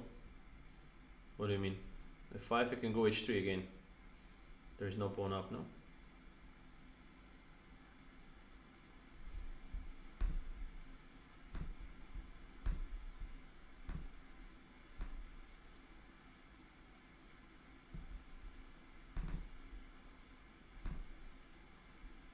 Let's see what the other agent gives here. So bishop f6, gf, knight g3, king h8, h3, bishop f3,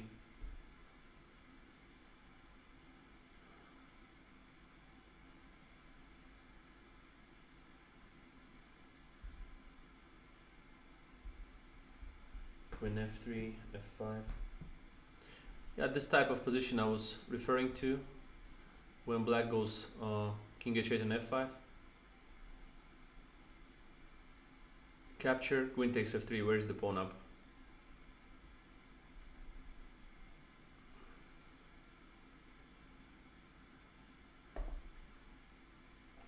Equal pawns here. Equal pawns.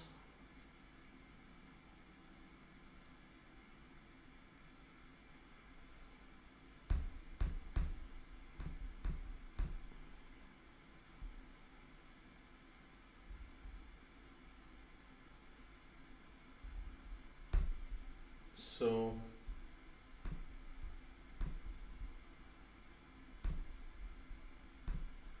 let me see if Nepo played something. No, he didn't. So William Yen, how do you evaluate the long-term structure for both sides after f5, h3, bishop f3? f4 is also possible, perhaps. Queen takes f3 and knight e7 to cover f5. You mean here in this one? Like knight e7 like this? Is also possible. But maybe he will be afraid of some knight h5 and g4s. Something like this. Can be afraid of it. Actually, it seems it doesn't work properly, but he still needs to calculate it. And play e5, but where is the pawn up? I don't get it. h3, f5, bishop f3, queen f3, and play e5. Like this, you mean? But where is the pawn up? I mean, you're just taking the f5, just winning for white. With knight, then mating with queen g7, or bishop takes f5 is also possible. Queen takes f5, anything wins. So it's just bad for black. Yeah, in this line, I mean, f4 is bad, I think, no? Yeah, f4 is immediately lost, knight h5. But knight e7, you are correct. You can go knight e7 here just to protect this, and it's actually the way maybe Nepo will play this position, I think, maybe after knight g3. So this is possible. Very much. But the position once again that he's calculating there, I guess, is this taken, all this stuff again, like say g4, knight e7, same position we get. Can we go king f1, then knight g6 and knight h4, something super strong again by black. Yeah, I think the approach that Ding took today is too direct. Somehow I don't like it at the moment. In terms of playing knight e5, it was much better. Just long-term pressure on black's position, and clearly good chances to put Nepo under pressure. Now I don't see too much of a pressure here, but of course let's see. Nepo is now on 120, and the position, I think the position he likes somehow.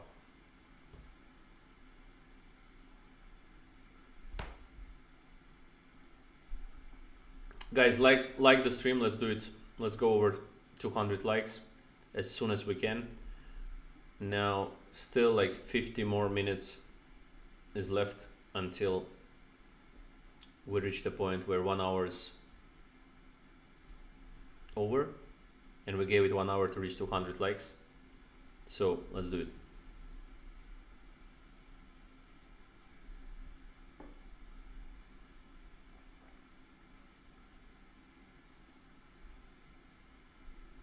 Prashant Kumar, Ding just gets frozen in this beauty of chess. Well, yeah, somehow he takes snaps in these types of positions, but in exactly this one, maybe we can figure out that he was calculating these positions with a sacrifice of a piece, with knight takes f5, or maybe knight h5 and g4s that he tried to assess. Entropy Def, in these positions, do you ever just make the first moves in your variation to your opponent, so your opponent can prune the lines you need to calculate?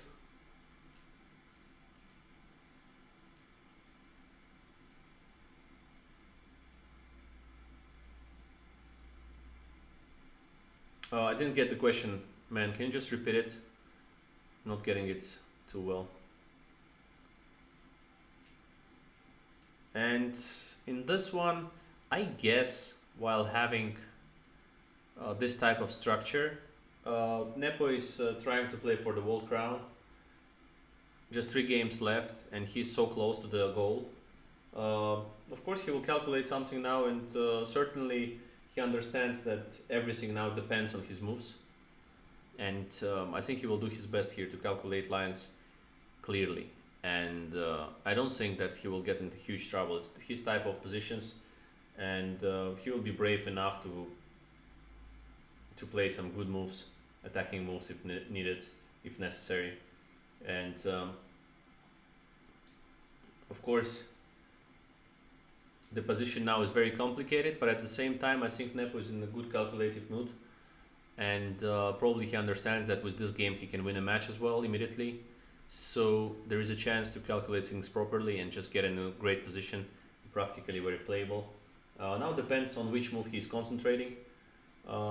It can be f5, bishop takes f3, h3, bishop takes f3, and knight e7 stuff, or maybe he's thinking of h5 right now, not to let this exchanges directly. So we will see, of course.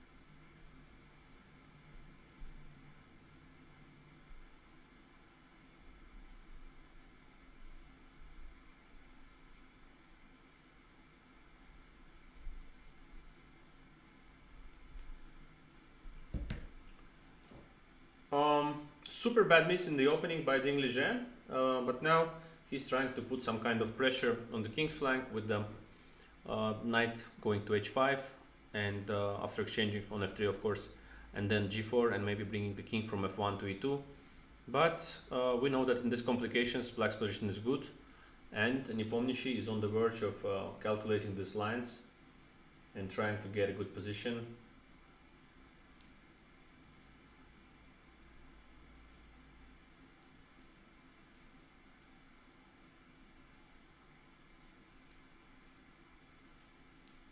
f5 was played.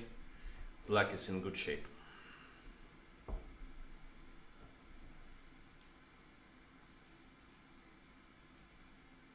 Yeah. Just no problems for black. I guess h3 will be played. Quite fast. I would pick black color here.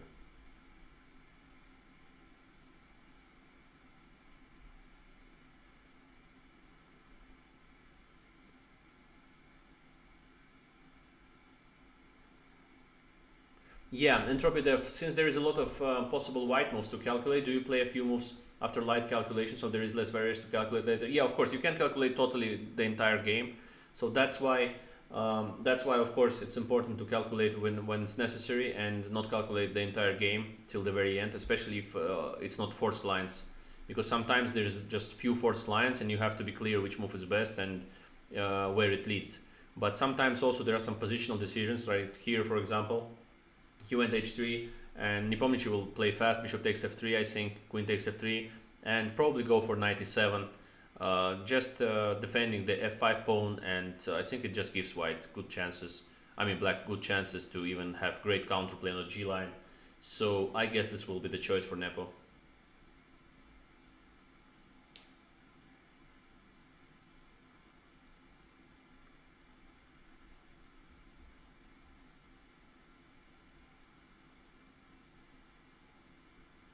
The move that you said was played in the game a few seconds ago, but we were discussing this, right? f5, h3, bishop takes f3, queen takes f3, and knight e7. So it was one of the ideas. And William Yen suggested that black can go, for example, knight e7, and then play the structure. And actually, it also same kind of stuff like we analyzed before with knight h5 and g4. Of course, f5 and king h8 both were the candidate moves for Nepo, and actually he doesn't have any other moves in this position. We have seen some crazy h5 by the engine, but it's not the type of move to play for a human, and especially such a game that he is playing now. So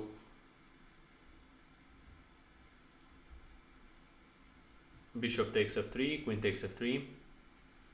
Tech info, what was the opening miss by Liren? It was knight e5 after 6 bishop d7, very bad move bishop d7, and very strong knight e5 of course.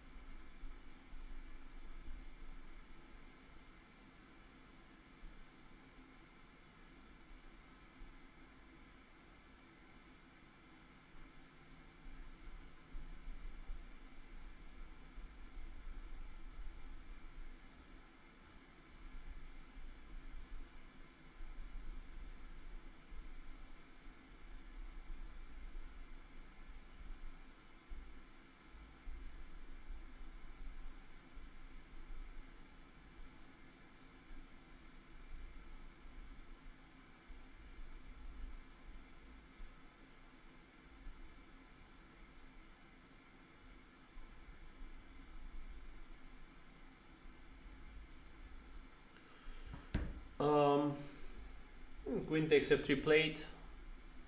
I don't like this position for Liren in terms of practical chances to win a game. I think he has no chances today. Just knight e7. Now Nepomniachtchi is actually playing for a win, maybe.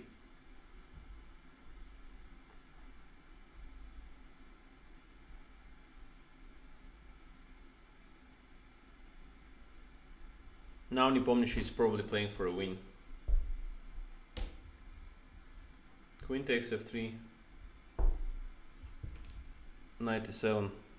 Just protecting the pawn on f5 without allowing any knight takes f5s.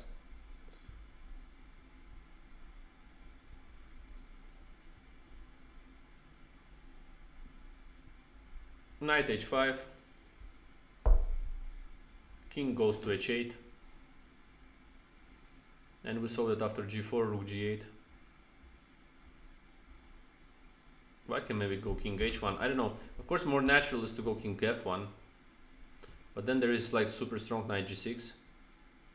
And I think that after g takes f5, there is knight h4. And there is some bishop h2 as well coming. So the other rook may come to a8 at some point. So White's position is very, very tricky. Even bad, probably. So I guess king h1 should be played, but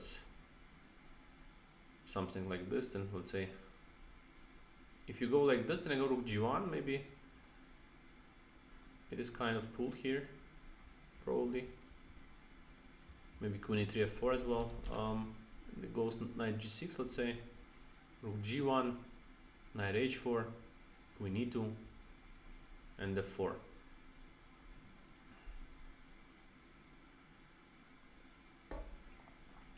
It seems that black is just doing very good, so generally, yeah, king h8 immediately played. Very strong play and display by Nepo. 6-5 in Nepo's favor, and today he's starting to play for a win, in my opinion.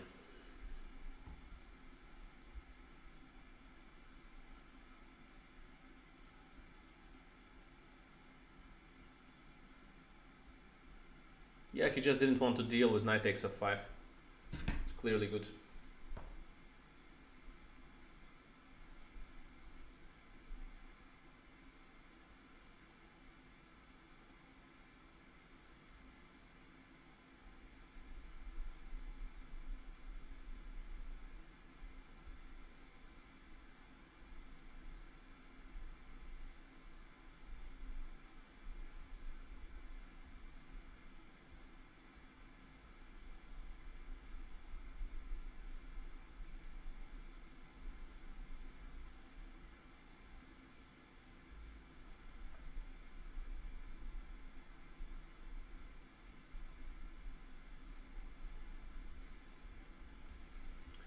So guys, where are the likes? g4 played, rook g8 will come, and in case of rook g8, in case of king f1, knight g6, black is better. So king h1 should be played and knight g6. If g takes f5, knight h4, and black is actually close to winning. So he will have to go for rook g1, but again this position, knight h4, queen e2, f4, and black is almost having an upper hand probably, but maybe white can go for this f3 that I've mentioned now, and then rook f1. So king h8 played and g4 played. On the board, this is the live position that you see on the 3D board.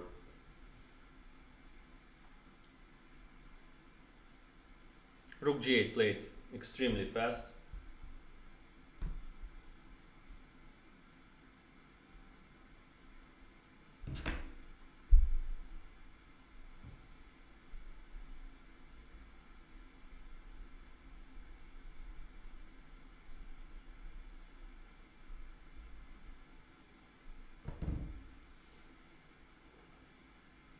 If Nepo wins this, of course, he will not play any King's Gambit tomorrow.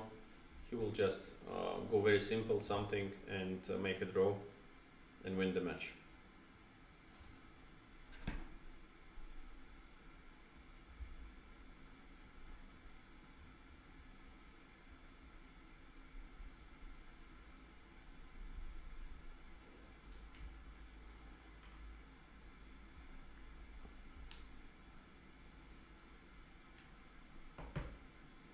Yeah, a very good and fast play by Nepomniachtchi. Now the time is equal for both opponents, and And the position is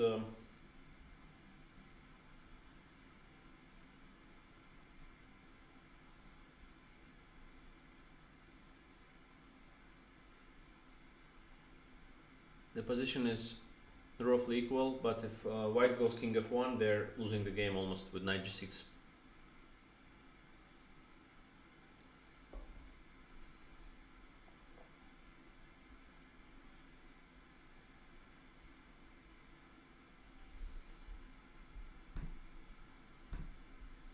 So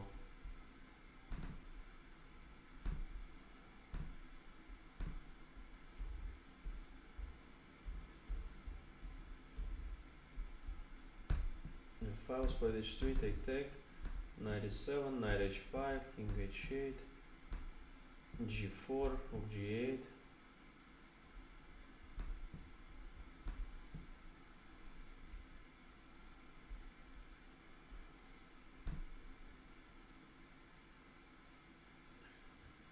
Liren is now thinking over his move. We know that king h1 is the best.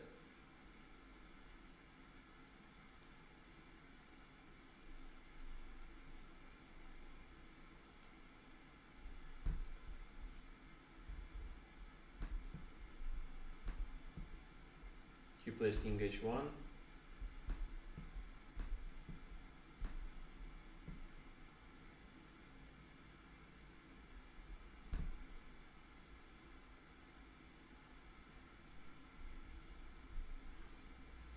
King h1. Now Nepomniachtchi has to do something. He has to find knight g6. I think he will. It's a typical move in the structure and position, and rather not hard to calculate.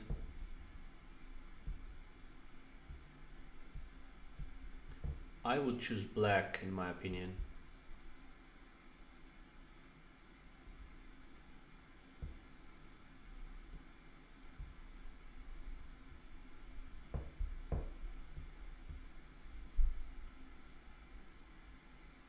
Yeah, guys, the goal is to go over 200 likes, so let's do it.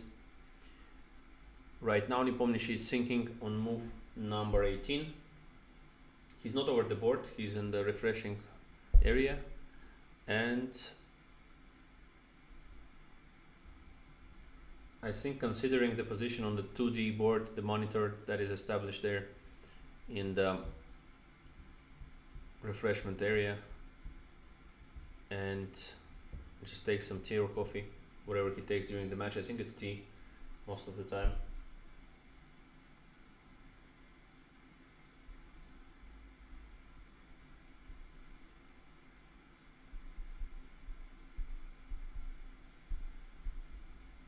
So rook g1 is coming after king h1, and this position with knight h4 is interesting to see and understand what kind of stuff it is.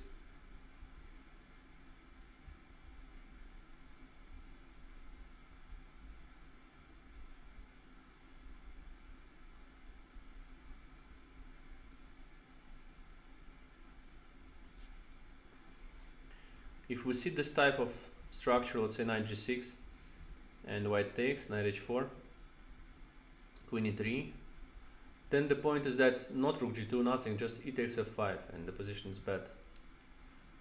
And the rook is coming. If the knight is going to f6, then rook g2 or anything else. f4 immediately adjustments, queen c8. Yeah, and this one I think is not good because of queen h6 or something.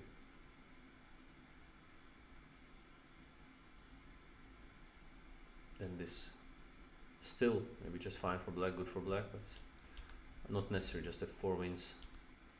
Yeah.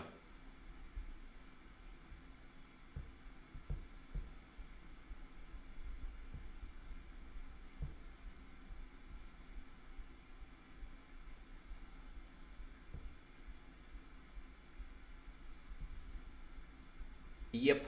Also, many people I think are watching without the accounts. That's the reason, Niraj Mishra. So many people I know, they're watching without the accounts, and so they just don't have the account on YouTube, or Google, whatever. So this position is clear. Knight g6 is the move. Nepo is still not over the board, so we don't see him there.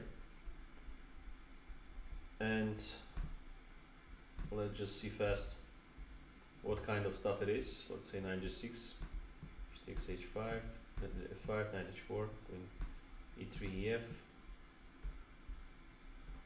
knight f6.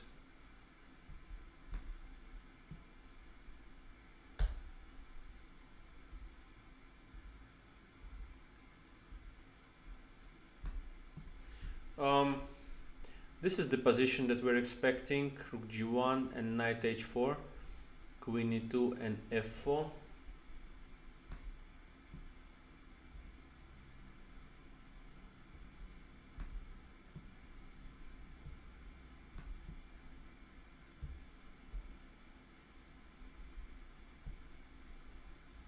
Can black just go, guys, this?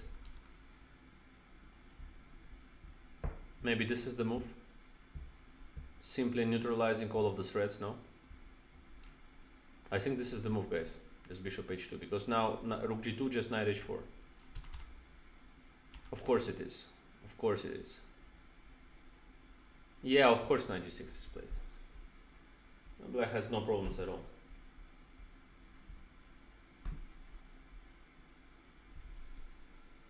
Black has no problems at all, guys. Completely fine.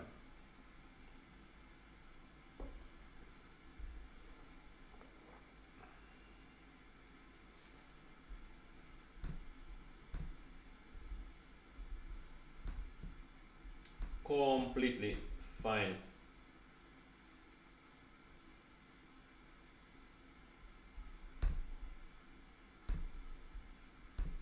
After rook g1, just bishop h2. Such a bad miss it would be for the Ding-Nepo, because in the opening he had such a great ideas with knight e5 and knight e3, immediately getting the edge. Just super pleasant. Just super pleasant edge.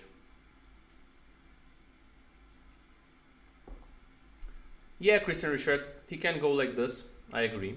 I agree. Rook g1, bishop h2, rook g3. I was actually looking at it with the engine, this stuff. Maybe he actually wants it, but this kind of structure, you have to understand what kind of position it is. You can play like this. I was checking some, so let's say black goes whatever, rook f1.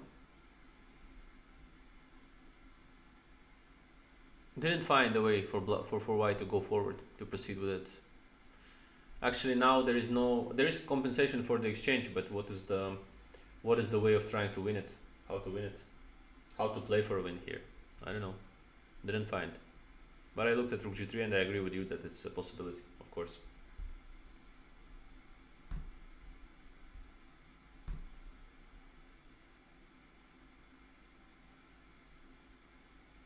In the current position, black is having 1 hour and 7 minutes, which is of course very good for Jan, because this position is clearly the type of position he likes. He calculates lines. At the moment he's on top of his calculation, played all of the moves great.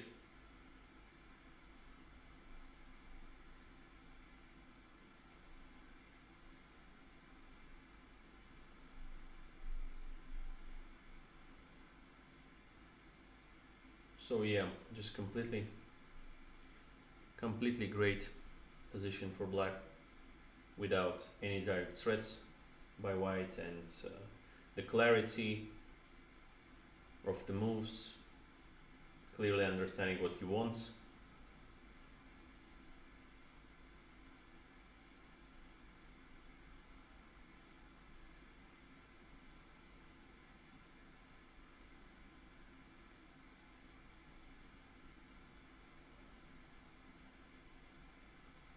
Yeah, Nepo Ding chess match in Astana, Kazakhstan is now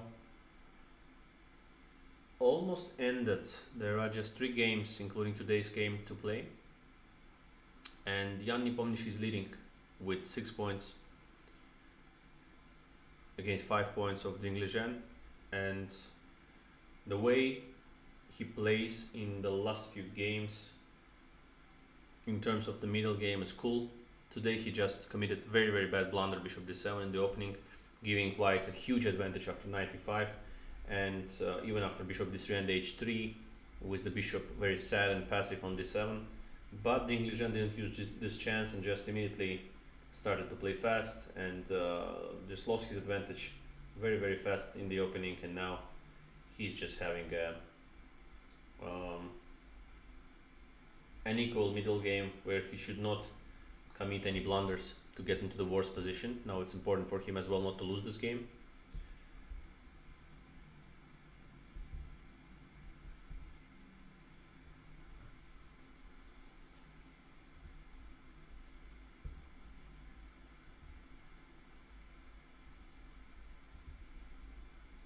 Do you think Ding's league developments have made his life much more difficult?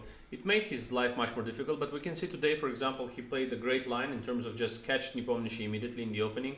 Nepomniachtchi played a very bad, full of stress move, bishop d7, and now just after 95 in the opening he would have a bad position, but I don't know, he didn't do it, and yeah, so rook g8 was played, yeah. King h1 and knight g6. He didn't do it and got a completely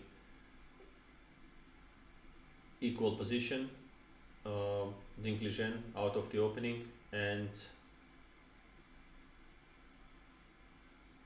his chances on winning the match are slowly evaporating, and now he has to take right decisions not to get into the bad position and into the trouble. So in my opinion, he should just go rook g1 now, defending already a little bit on the king's flank and still pressuring the f5 pawn, playing this game in a right manner.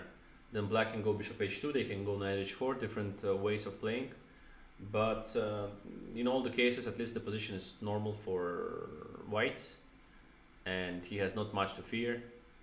So only thing is not to play g takes f5 here, knight h4, then e takes f5 after queen e3. We saw the lines already, and black is having an upper hand. So for Ding-Nepo now it's important not to lose this game, to still keep on some kind of pressure on Jan Nepomniachtchi in this match. Yep.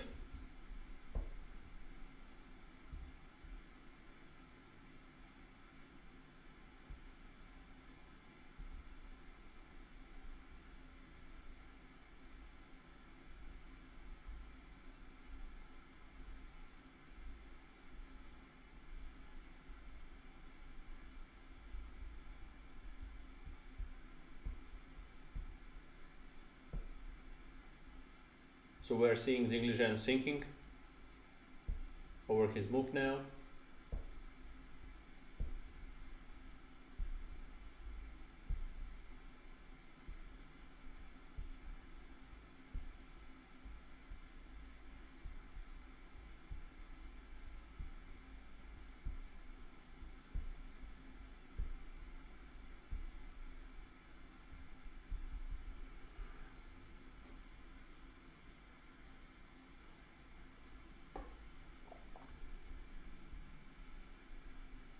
Sami Masood, good to see you.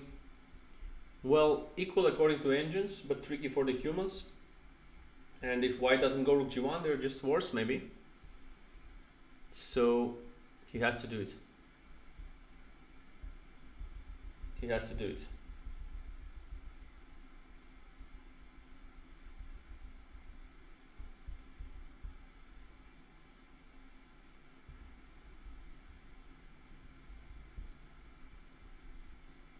Yep. It's time to go rook g1 now. White's king also need to be protected, because the threats are like looming there, like queen e7 h4, knight h4, visibly unpleasant, and it's not the time to lose the game here for Ding. He has to put pressure on Nepomniachtchi, so it means that the draw in this game is fine, with certainly just maybe one chance left to win the match with the white game that he will have in the game 14.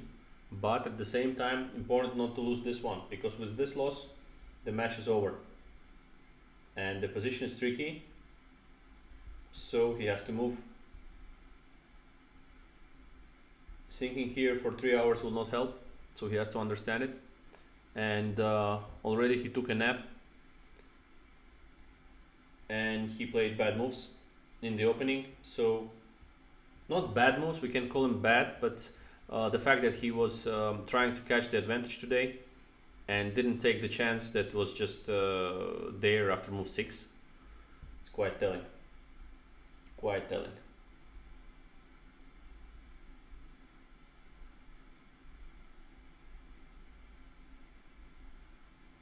I think he's playing a lot of superficial moves since the position that he lost was the 7-minute saut in the French game that they played. I think he got some kind of trauma, time trauma, because today I think in the opening he could just think much more and find himself in a much better position. This 95 move was just so simple for the player of his caliber.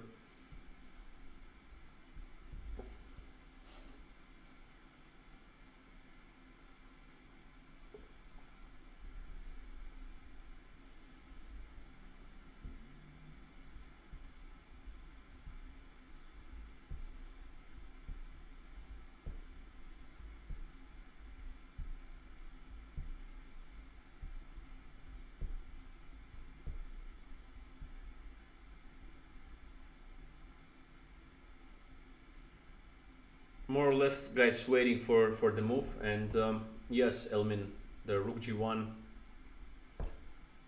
is what we think should be played. Yeah, that's true, Elmin. Yeah, that's what I was explaining. Rook g1.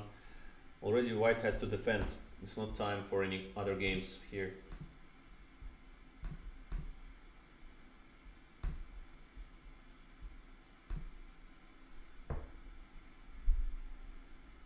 Niraj Mishra says, have you ever tried Indian tea? Yes, of course I did. Of course I did. Which one do you mean? But Indian tea, for sure I tried.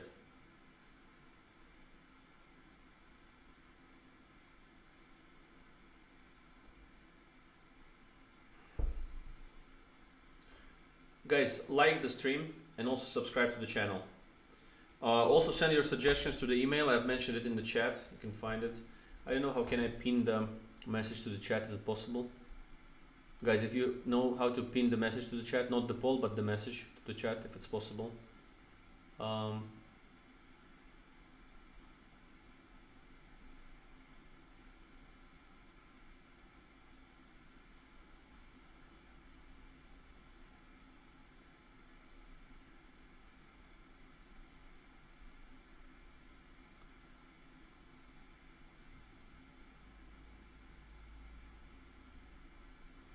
There's a question about my plans. So, I mean, for the rapid blitz events, I think it's this Mahindra group, Indian Super League, the Worldwide League. It will be hosted soon in.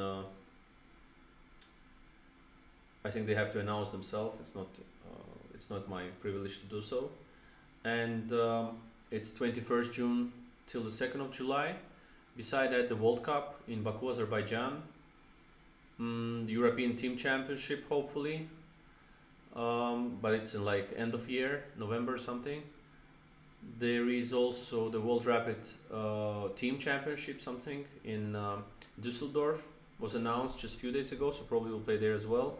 Hopefully the Rapid and Blitz World Championship this year, if they don't do it on 25th till 30th December, like it's a huge chance I'll play. Also, probably the tournament in Azerbaijan,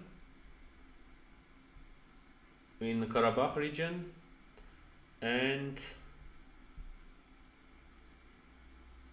some onlines, I guess, as well. So something like that. Also, some other exciting plans that I will share with you later.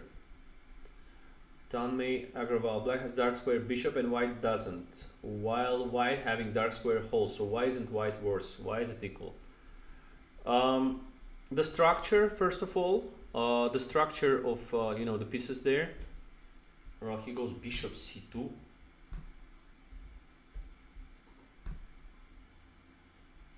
Ding is able to find some moves that are hardly explicable from time to time. What is bishop c2?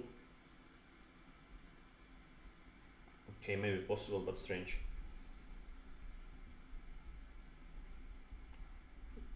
I don't know, strange move, bishop c2.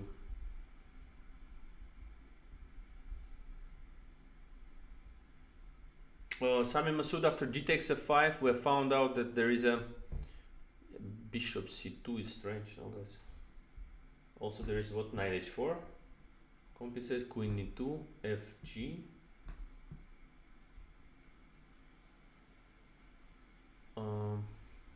What is the line here? Queen e2, fg, hg, and queen e7.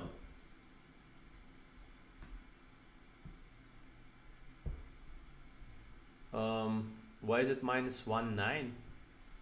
-2?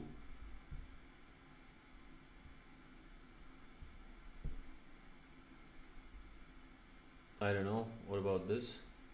Knight f5. Wow. Beauty price.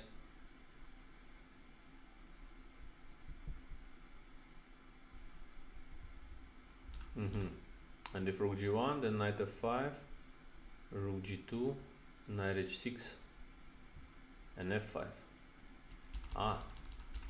So he's having problems already, Ding.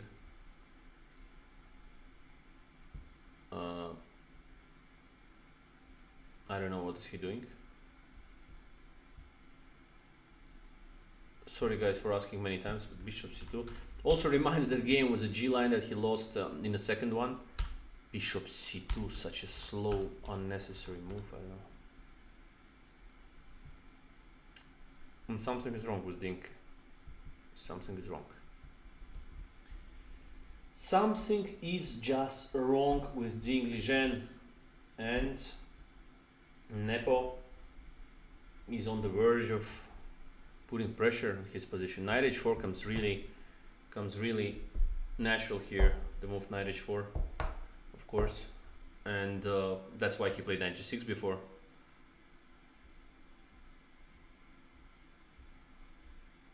I mean, it's very strange what Ding Liren is doing.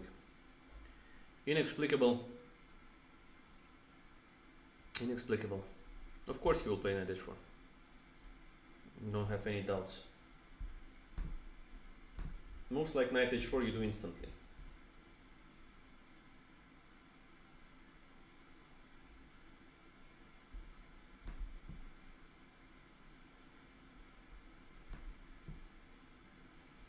What about knight h4, queen e3, rook g6, f3, f4, queen f2, queen e7, queen to g5, rook to h6, rook to g8. Very bad play by Ding Liren, just so bad play. Yep, bishop c2, my god. Yeah. Crumbling. Ding Liren is crumbling.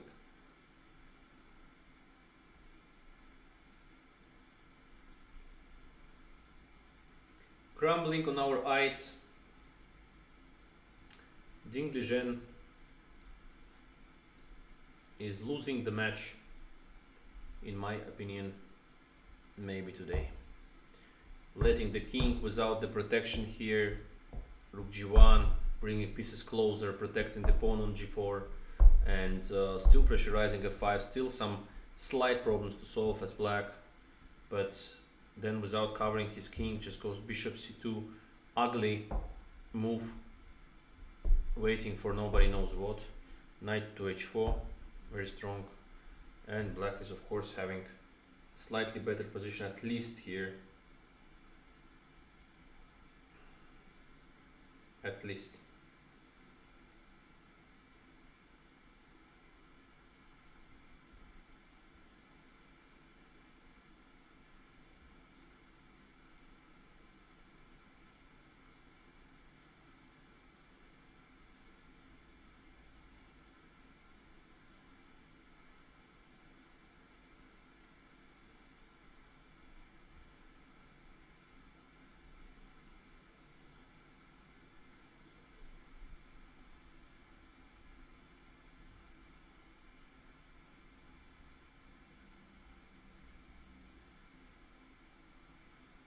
Christian Richard is another Russian champion. Yeah. How many there were in history? Just to mention. Please check it out. I don't want to count. Of course I can, but just don't want to waste time on it, because you certainly will find fast.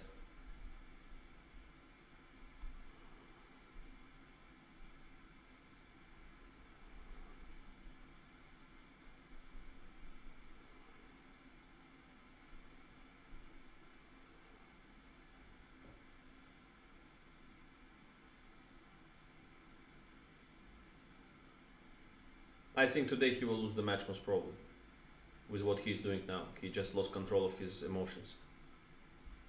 And if you lose control of your emotions on this high level, you get punished very fast. Especially if the player that plays against you is motivated, and Nepo is, and Nepo sees his king, and Nepo sees that he can target the king.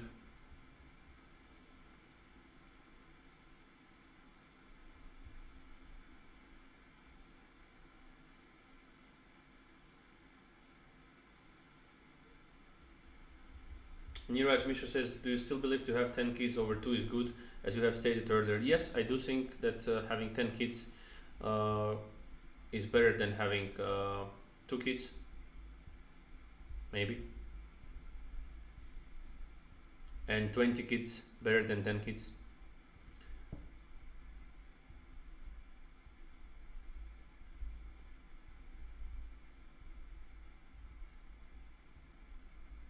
Yeah, Nepo is crushing him, I agree. It was Elmin, human flesher.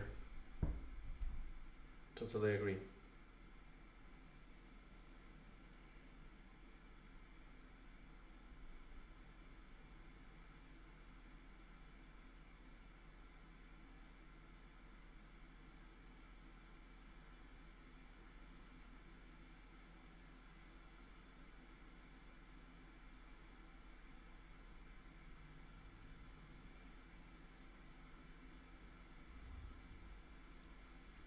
Yeah.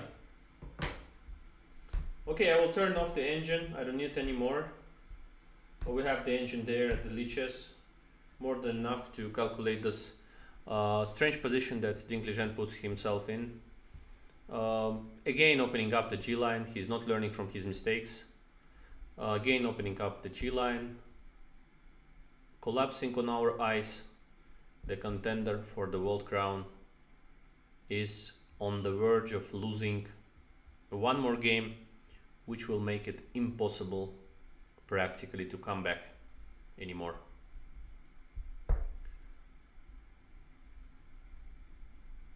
Kushal says that it's 8 Russian champions. Yep. Cute kitten, I wonder why Ding is thinking again. There is no way he missed knight h4. There is no way he missed knight h4. There is a way that he missed the later play by black. Just rook g6 and the 4 and rook g5, queen e7. And you can even not move the rook from g6 later on. He played queen e3. If you look at the board and you look for the entire picture of white's position, look how stupidly the pieces are placed, the pawns, that, I mean, king on h1, bishop on c2, queen to e3, rook on e1, rook on e1 is just left without any play, knight on h5 is maybe the only good piece in the position, and all the black pieces are just looking at the white's king, queen c7, bishop d6, rook at g8, knight on h4 already in the zone, like in hockey, you know, they're in the zone there, attacking, annoying from side to side, and position is such an unpleasant thing to have as white.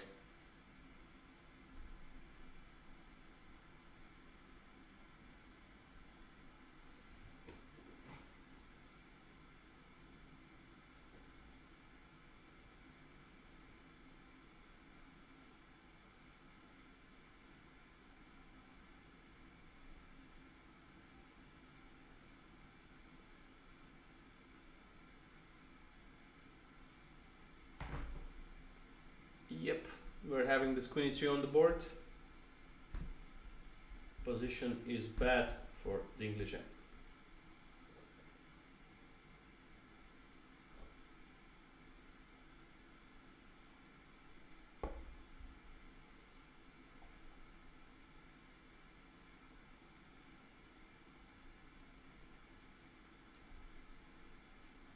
Yeah, Nepomniachtchi of course likes the position. I mean, the rook is coming. Rook to g6, rook to g8, queen to e7, pawn to f4. Um, I think we're witnessing maybe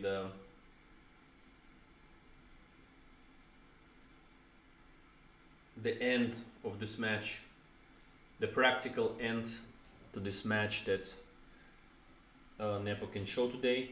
And of course, Ding-Liren made a great choice in the opening today, in my opinion, and let Nepomniachtchi make a super mistake with bishop d7 at the beginning of the game, getting himself into this super worse position just out of the opening.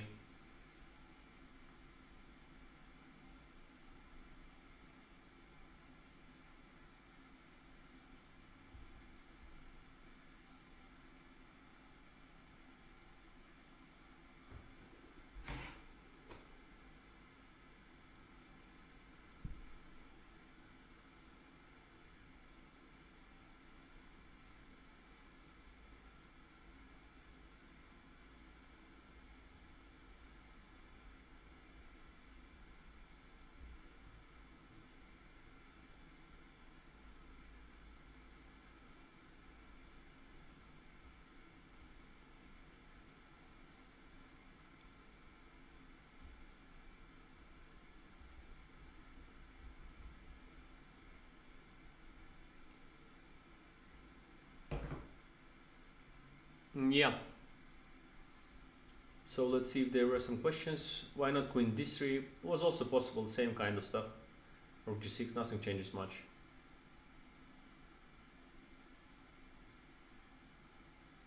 AG Styles, any chance Ding holding this? There is a chance that Ding holds this, but the way he's playing is like he's just tilting, it seems.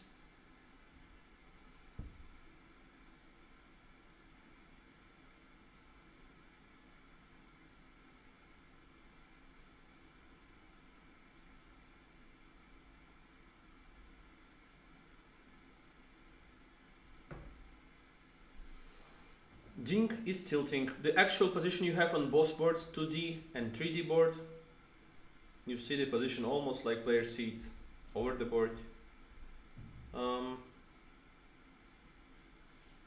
Terrible display by Ding-Liren today. Very frustrating for his fans, I think. Now they understand that he even has chances to lose the game. Typical position that all the players, including me as black, would be happy about. With the rooks doubling on g, pawn coming to f4, queen coming from e7 to g5, and so on.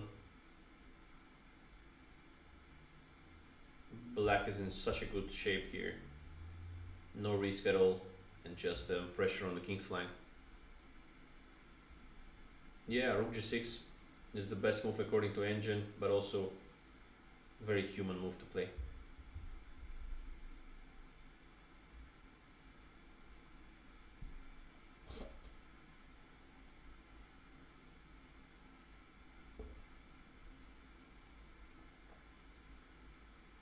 Nepo can also go f4 here, also possible, but he will play rook g6, of course, yeah.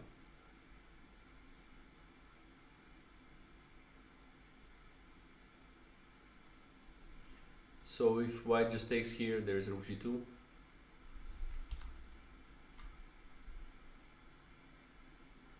And when he takes f5 is okay.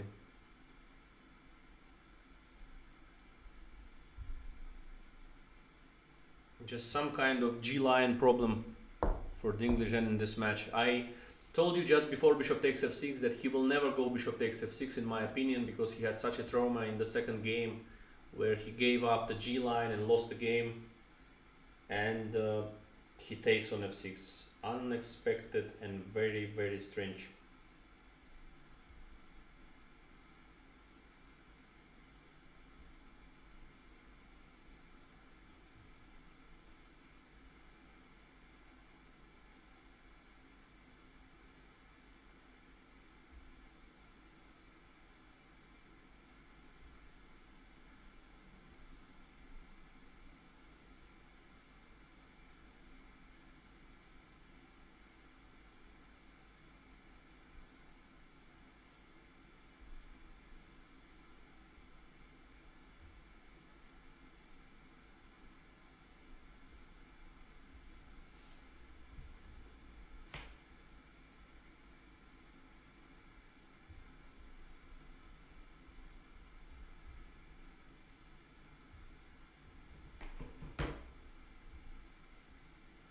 Yep.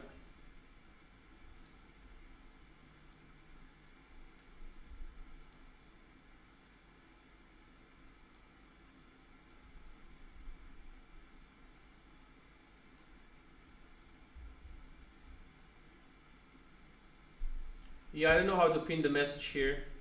I'll write it in one of the comments maybe as well. This one.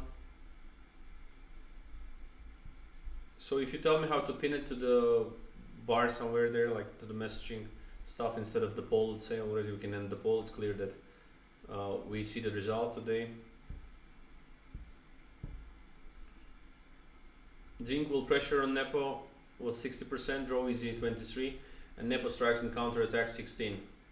Poll 363 votes, and yeah, clearly we see that the 16% today are dominating the scale.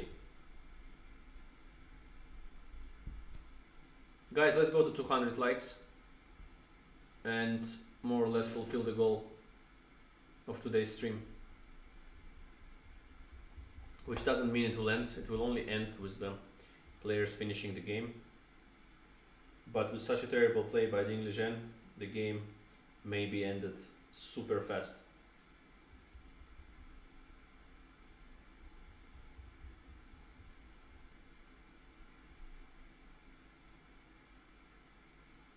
$184, just 16 likes to go to 200. Let's do it. Also, of course, not to forget is to subscribe to the channel, and all of your comments are welcome. And also, of course, send everything, if you don't want to make it public, to the email I've mentioned in the chat a few times today.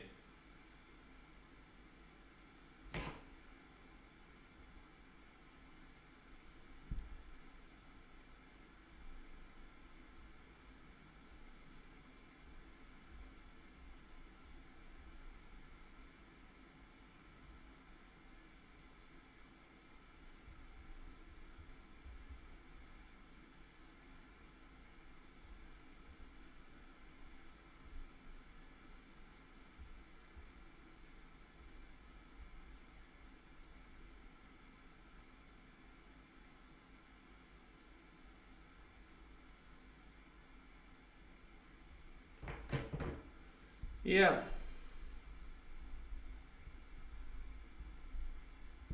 No, Nepo's accuracy is on another level. I wouldn't say so. I mean, he made a lot of inaccuracies in this match, a lot of inaccuracies, bad mistakes as well, blunders even. But you know, here is just such a natural play for Nepo, such a natural play. I mean, and such an unnatural way for Black. Now for White, he goes now rook G1 and stuff. He just goes generally badly for Ding-Nepo. Position is just lost. F4 is coming. I think it will be played F4, F5, rook G8, rook H6, queen F7. Typical play here for the active player, like Nepo. F4 and F5 and rook H6 and rook G8.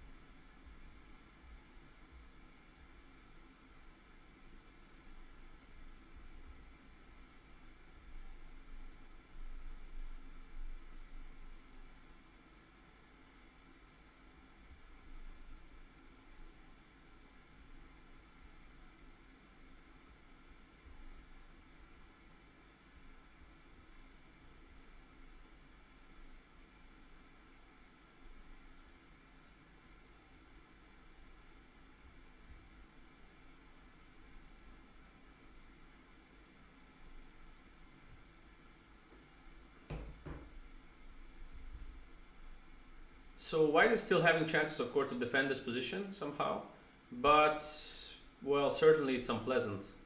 F4, F5 is coming, and yeah. Ding is sitting very frustrated, I must tell you. Ding is very frustrated about the position. His body language is so bad now. He's like not confident. His king is under attack. Again, the G-line problems, like in the second game. Just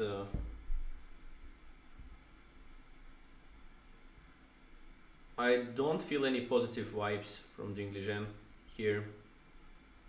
Just a miserable display. He's a great player. He's capable of much more. And also for the sake of the match, it will be more interesting to see stronger play by Ding. Nepo, as far as I can see, certainly likes the position. He's more and more confident, getting into great mood. And I think he doesn't understand even what's the problem of F4 and F5 coming. What is happening? He just got better after a few moves on the G line as usual. Of course, having trauma in the second game, you don't take bishop takes f6, giving the G line up. Just bad decisions, one by one, but after a great opening that he had in general. Maybe he was upset that he missed 95, maybe he saw it later. Guys, 9 likes to go, let's do it. Just 9 likes and we reach 200.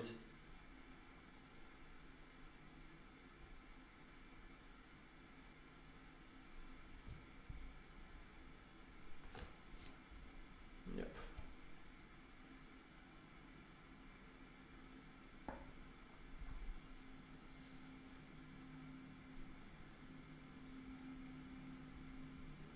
F4, there is a huge chance that he will play. It's not a hard move to make. F4 is just very normal. Say to Dia, how are you, Timur? Thank you very much. All good. Better.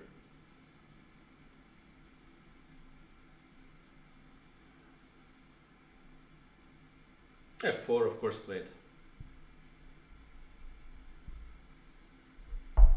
F4, of course, played. Nepo is taking the crown. In my opinion, Nepo is just taking the crown.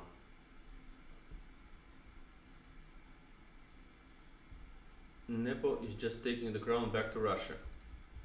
So, Niraj Mishra, I don't know when we can see the wolf back again. We'll do our best, of course.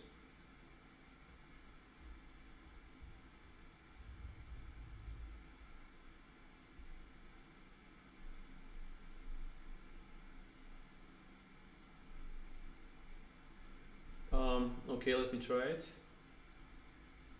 Oh yeah, thank you so much. Thank you. Like this, yeah. So guys, I pinned the message with the email. So in case you want to email me, you can just email directly there. No phishing, no spam. Good messages. Bad messages are also fine. If you hate me, no props. Just don't care. So 192 likes, F4 plate, miserable position for Ding-Liren, amazing mood in Jan Nepomniachtchi's camp. Everybody is celebrating his good play today. After super bad bishop d7 that he started the game with, the rest of the moves were just perfect, very good, and he is out of any danger very fast in the opening, and now he's taking the control over the game fully, and certainly will put a lot of pressure here on White. I think he will win the game. I give it 90% chance that he will win this game today and take the crown back to Russia. I think for a long time he lived in, he's from Bryansk city, I think, but now for a long time I think he lives in Moscow or the outskirts of Moscow, something like this. But generally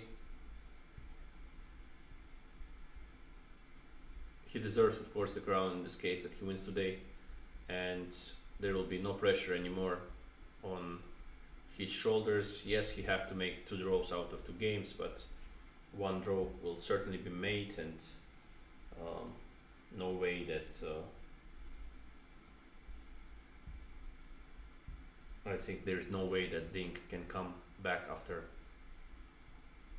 this hard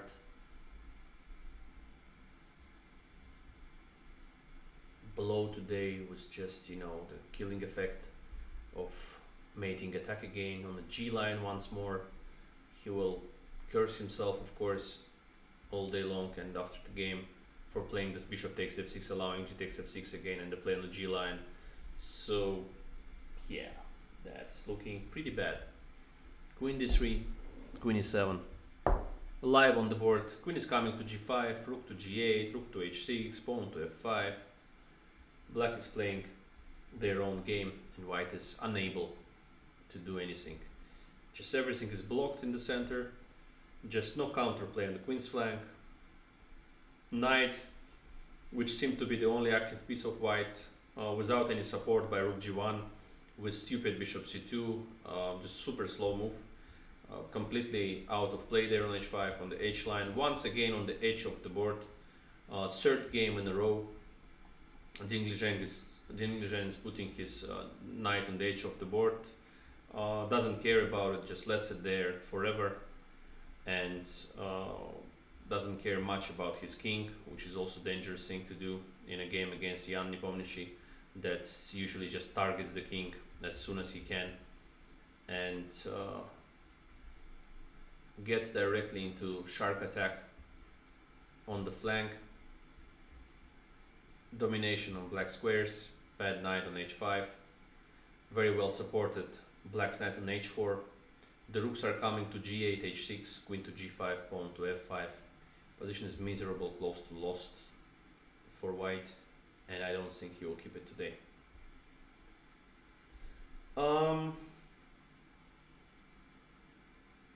Kushal is asking if Nepo is allowed to celebrate with Russian flag or should he use the FIDE flag. I think he should use the FIDE flag, and it was long ago already that they should use the FIDE flag in the international events, official ones with FIDE and so on. Seydudia Temur, do you provide chess coaching online? No, not at the moment, but in any case, if any suggestions, you can send me to the email I've mentioned and pinned to the chat. So Tabs and Gel, who's Nepo's second? There are many. There is I think Hyrule in there. I think there is Vityukov with him usually traveling there, or traveling also for the candidates. I think beside there is a team of grandmasters that are supporting him. Peter Leko, he mentioned him in the candidates, and I think Russian players for some training games and so on. It's a huge team. Vladimir Potkin is part of his team as well, of course, always. I don't know if here in the match he's helping much or something, but he was. Thank you for great wishes.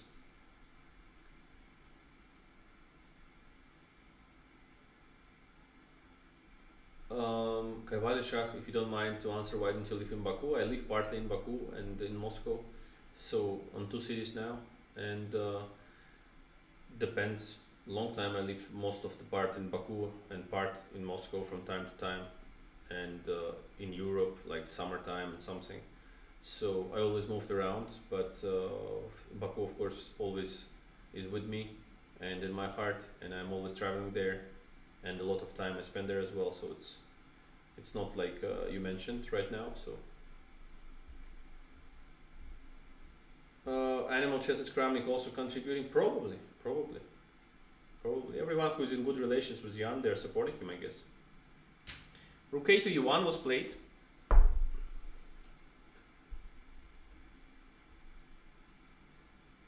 Mukundan says, Raja, hi, how are you doing? Fine. Better. Generally better and much more into chess. And I'm happy to be back looking at the chess games, watching streams, seeing a lot of chess information, analyzing, working on my game as well. So very, very happy to be back in shape for the chess stuff as much as I can.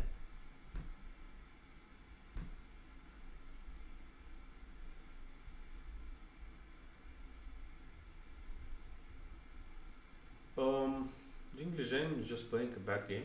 That's it. That's it. Not much to mention here. Guys, let's go over 200 likes and also subscribe to the channel. Such an easy goal of 200 likes for today's stream. Usually we get even 5 to 700.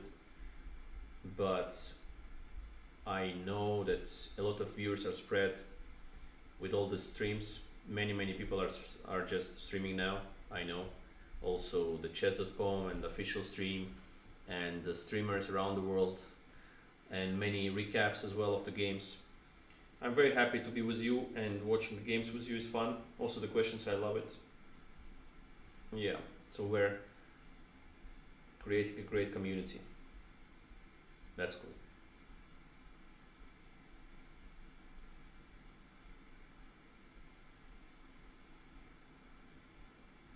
Okay, Valesha CCT play is on 1st of May. Was there any in April, or was there any CCT play in April? Because they were moving the dates. I didn't follow too much. I was pretty busy with some other stuff, but can you please tell me?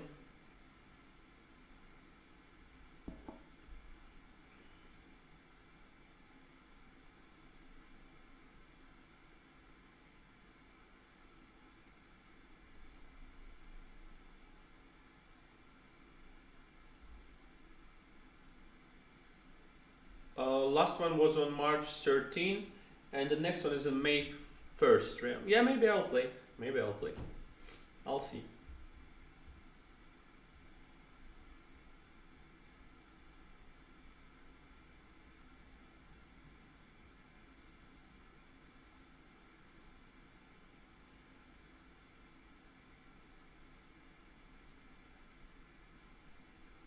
Queen comes to g5.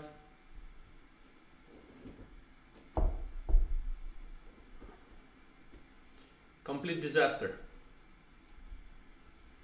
of Chinese master.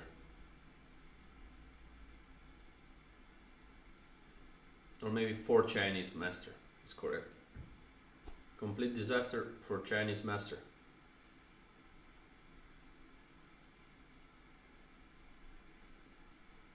Ding-Nepo ended up playing 2 finals in the World Cups.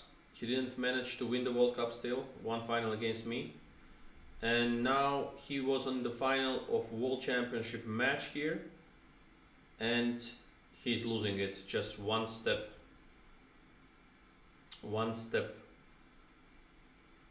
too short for the title. Yeah. Unpleasant.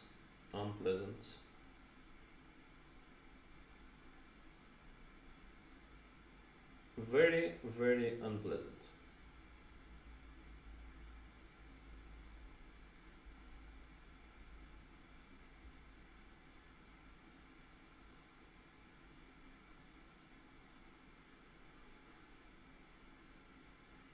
He's missing everything, guys. He's missing everything. This is the problem. Once you are starting to miss everything on the high level, punishment is there for you. Always. It's a high level chess, and unfortunately, if your emotions, your nerves, your hesitations prevail, then you have all of these top guys just going against you, or like in a pool of sharks, and with some blood in it as well, when they become super aggressive. I don't know if you can call it like this, but yeah. Under this pressure at the moment, we see that Ding-Nepo is collapsing. And if you look at him, he's physically fit. He's looking okay, doesn't look tired, but it's just bad decisions that he's taking all the time. Today is a terrible decisions day. It's like just repeating the second game. He again gets this G line problems after creating them himself. Just taking on f6, playing this. Wow, so bad.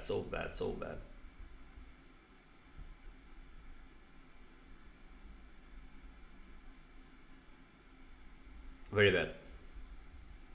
Badito. Badito. C4.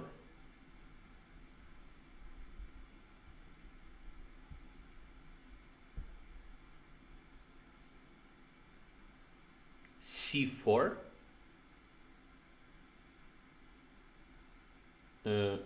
Gives up a pawn. Knight f3. Guys, c4 he played. Is it on the board?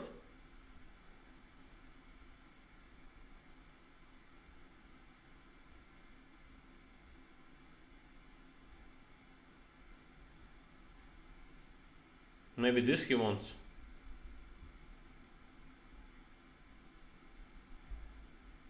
I don't understand. Okay, I'll put c4, but this is like... Is he playing a bullet? Is it bullet?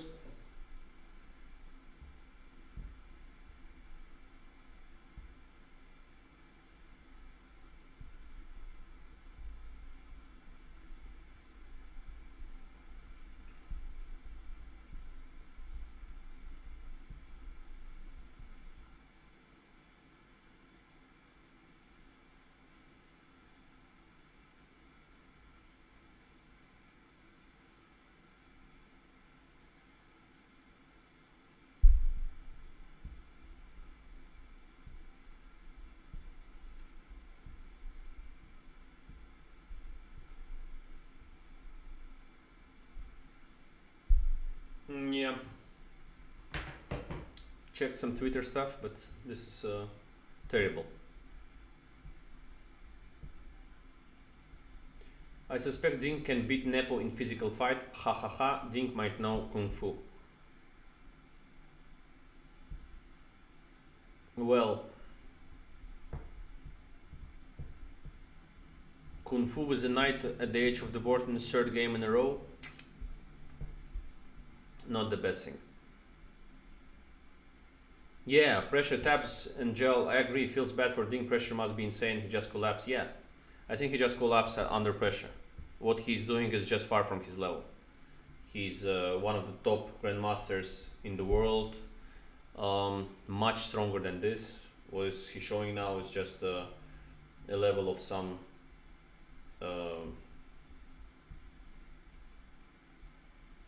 inexplicable level of bad moves. Every move is worse than the previous one. Every move is worse than the previous one. Almost every move is bad.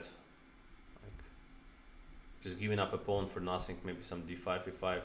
He thought what we can do, knight, maybe take a knight g3 he wanted, or this, I don't know. Before, I don't know what he wanted, guys.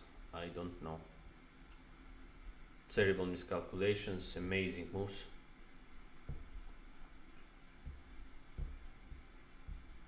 Desperate. Yeah, now whole match is practically over unless blunder happens. Well, I mean, I don't see a blunder fest in this position. It is seemingly good for black in most of the ways.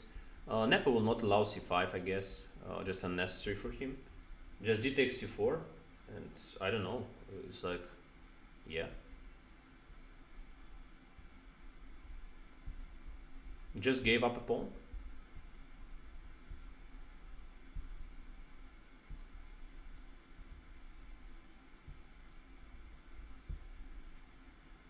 Yeah, d takes c4. Just gave up a pawn for nothing. Just for nothing. Just gave up a pawn. Sometimes you want me to comment clever things to say, but what can I say if c4 is played? What can I just tell you, guys? What can I just tell you? What is this? No, Ding is just playing bad chess. I mean, he's unable to win a game anymore. I think he's in knockout stage, more or less, in terms of his physical shape and psychological shape. I think he's knocked out. Maybe knocked down, I would say more. Knocked down, maybe. But clearly, visibly. Yeah. This is crazy. What is he doing? He just gave up a match in few moves, and what he's doing today is just beyond any understanding. Just bad day. Reminds me of a bad day he had against me in the candidates, where he just like pushed all of his pieces, pawns, and everything else to the wrong directions. So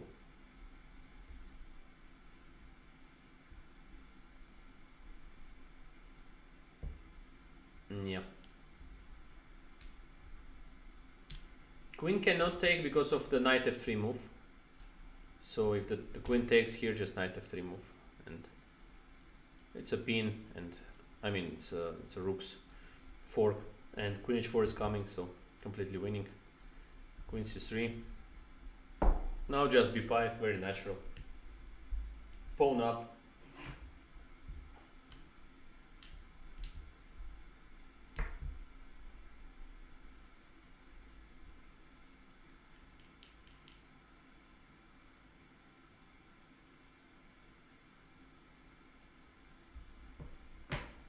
Yeah.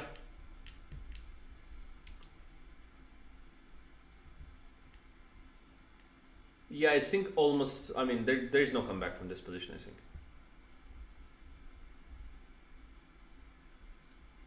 I think there is no comeback from this position.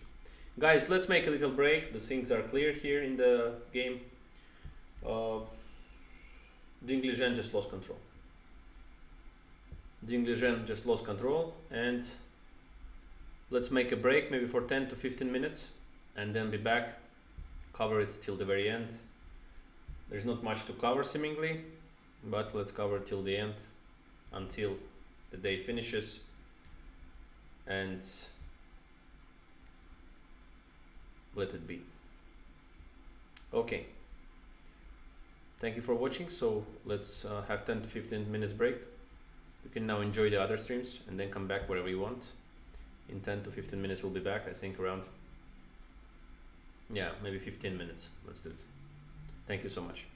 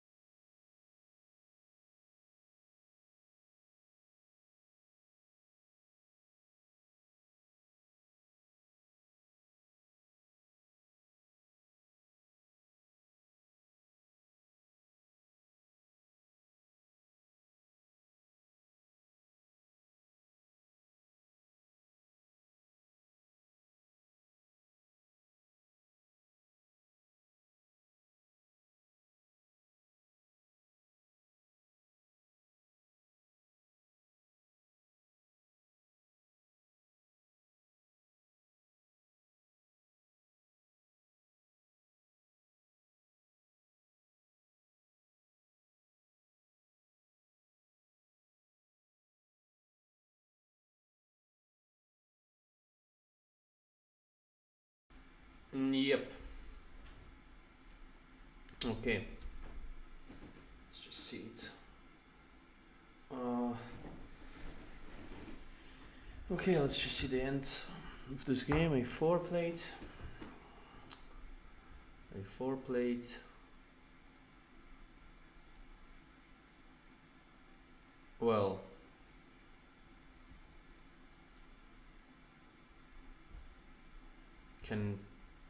if this, then what? Queen c4, knight f3, what's the problem? Queen c6, knight e1, queen a8, rook g8, queen a4, knight c2, queen c2, queen h4, just winning for black. Before just wins the game immediately on the spot.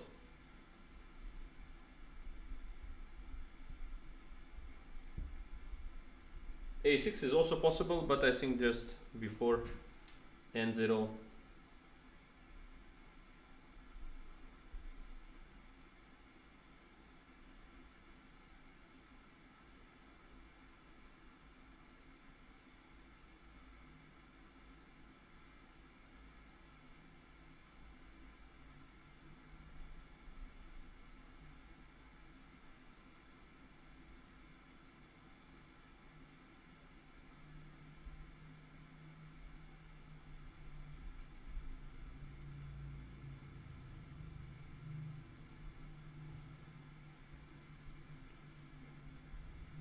Just anything wins for black.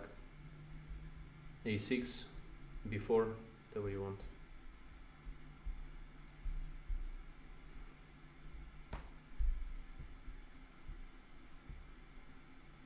Nepo feels that the match is ending in this position.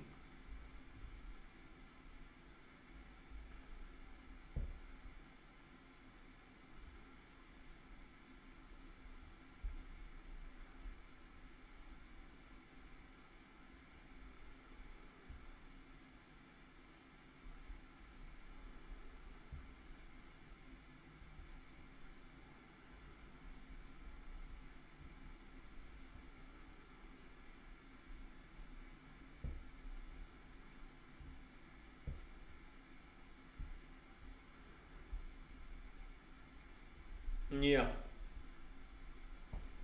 Nothing to check here, guys. It's just completely lost position for white, and the match just ends with this, which is of course very frustrating for the spectators around the world, but not for Nepo's fans.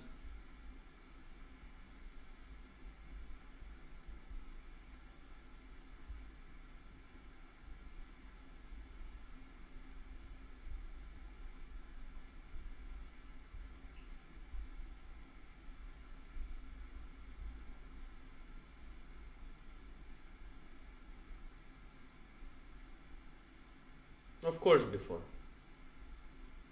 Of course before. Typical Nepo, typical human move. Queen takes c4, knight f3.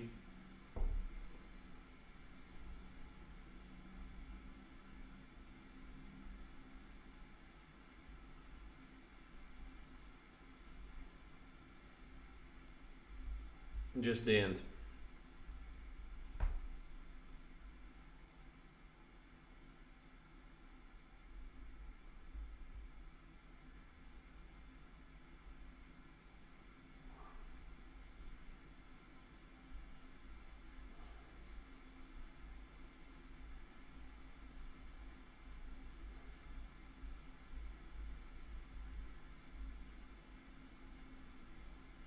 Rook g8.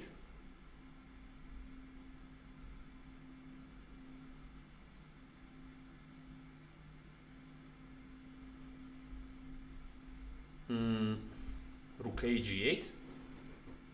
He played before to play rook g8.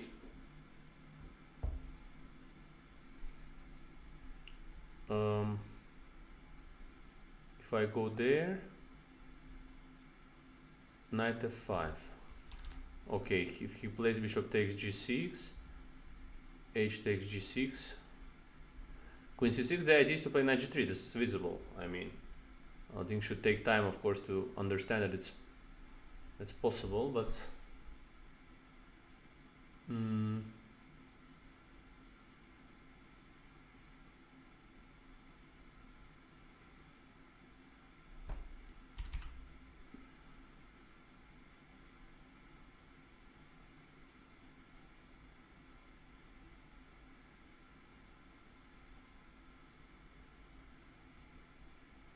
and this is kind of close to a draw, so he have to take on c6. Bad move by Nepo, rook a g8. Super bad move. Super blunder, but Ding has to spot it. He has to spot bishop takes g6 and queen c6. He cannot do queen c6 immediately because of knight f5, and he does queen c6. Terrible, terrible, terrible.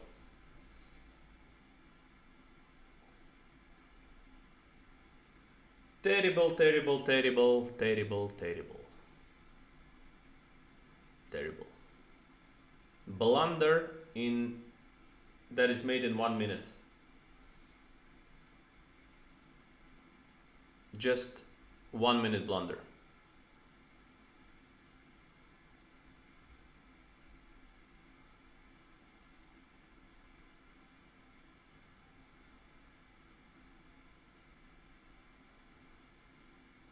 Just the blunder that is made in 1 minute.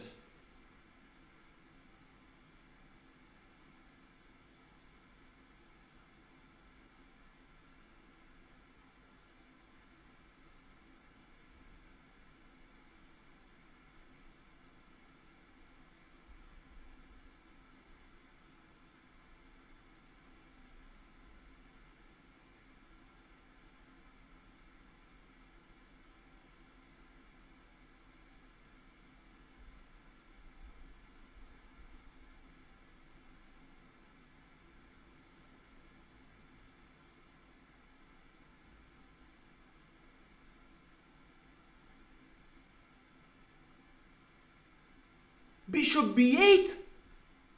What? Bishop b8?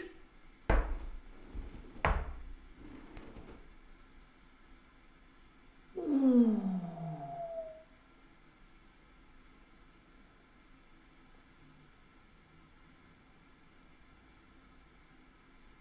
Before to play rook a g8 and after queen c6 bishop b8?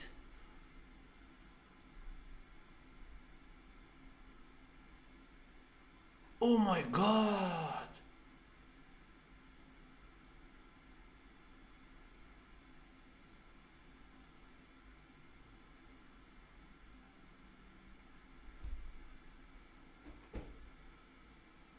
Wow!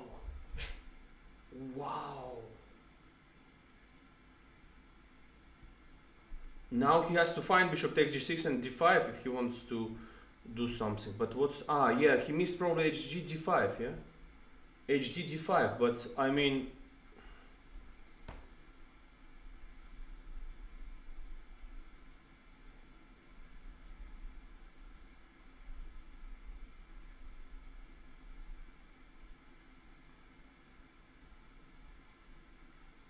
d5 just wins for white, and he played bishop takes g6, h takes g6.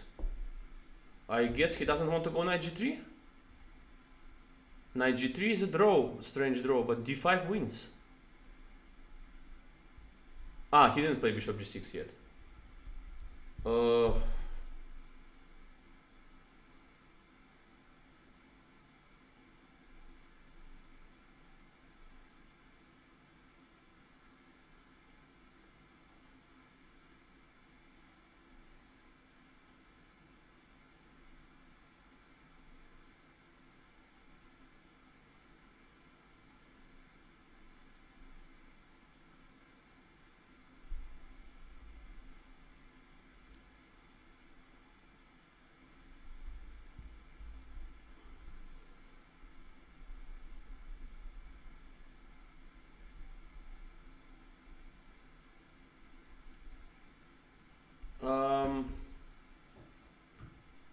Bishop g6 he didn't play yet, so he doesn't see this. He thinks he's losing or what? Because his facial expression is that he's losing. And by face, judging by the face, we can see that he feels he's losing. So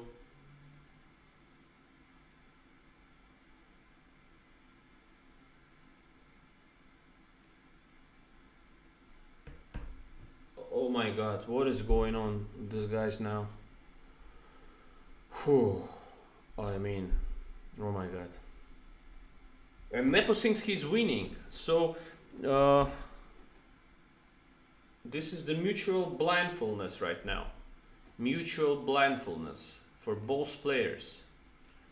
For example, bishop takes g6, h takes g6, d5, g takes h5, d takes e6. He has to understand that it's winning. It's not easy to understand this, but it's winning. It's winning the game. He has to think and try to find the move. Bishop takes g6, h takes g6, d5.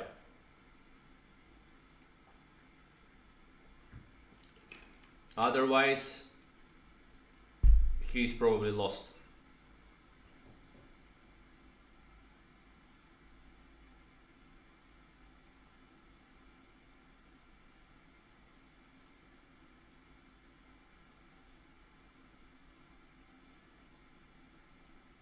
Can he go d5 immediately here? No. Immediately knight f3 gets the win. Bishop g6 and queen h4. Wow. So it's only bishop takes g6, is it? Guys, check the lines. Is it only bishop takes g6? Judging by his face, he doesn't see anything at all. Judging by his face, the guys are in a mutual blindfold state of mind. Sometimes there is a mutual blindfold state of mind simply. But if he doesn't play this, the match is over. If he plays this, the match is equal. Ooh, queen b7.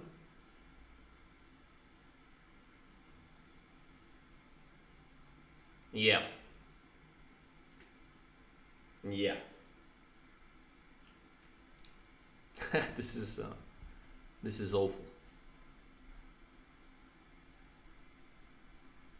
This is awful.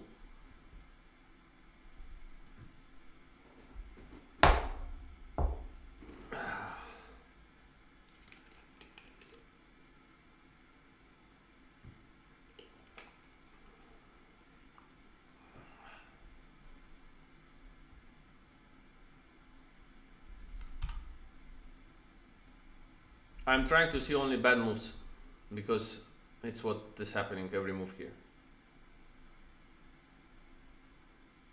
I'm trying to see only bad moves.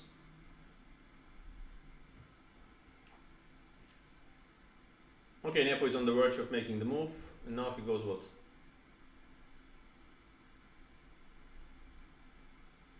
Rook h6.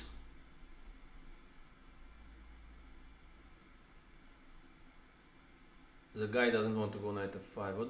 Oh my god.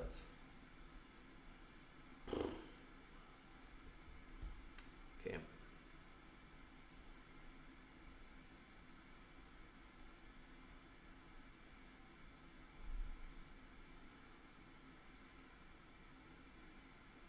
I'm telling you, it's a mutual blindfoldness.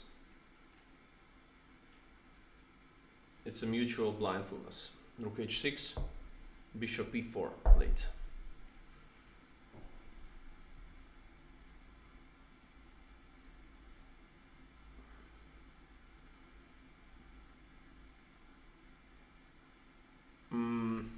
Honestly, I can understand people that say I don't care who wins now. Honestly, I understand these people. It reminds me of some blitz games or bullet games online. And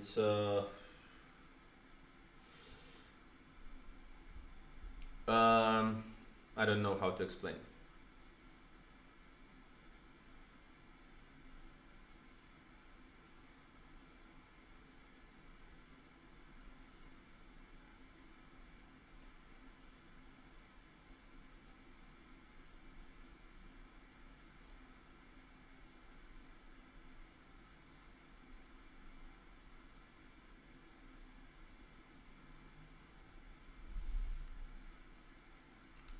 Mm.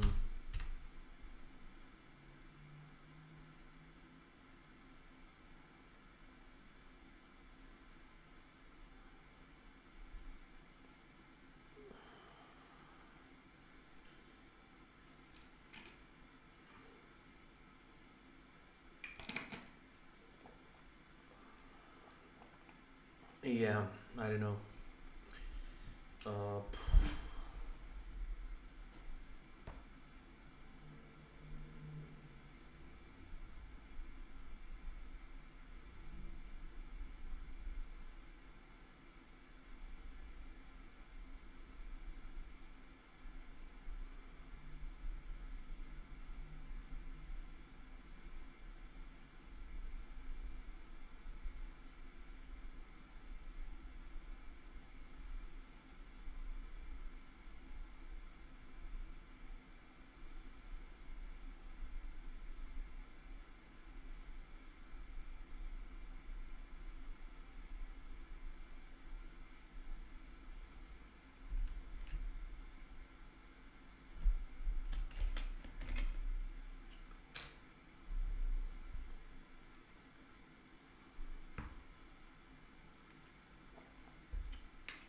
Blunderfest 2023 today.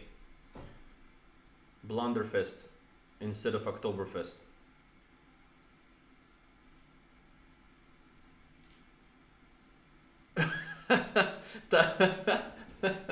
Thousand Gel says, "Is there any chance that they both lose?" No, there is no result like this. I think only if they don't come to the game. But I understand the subtlety of this joke is amazing. Yes, Tabs and Gel. There is no chance that they both lose the game. Um,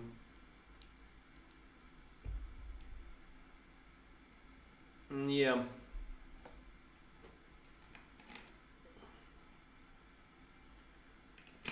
What is more fun is that they're both proud of their play up to this moment. I think they're in good mood, both of them.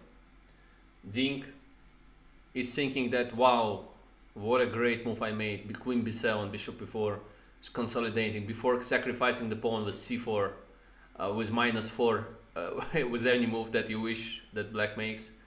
Now bishop e4 in this position, and yeah, I mean the win was not easy. Yeah, bishop takes g6 and d5. Let's be fair, but in such a moment you would expect, of course, the player from white side that needs a win in this situation of the match just to calculate at least for some time and then miss it. And he just goes in 1-2 minutes, queen b7.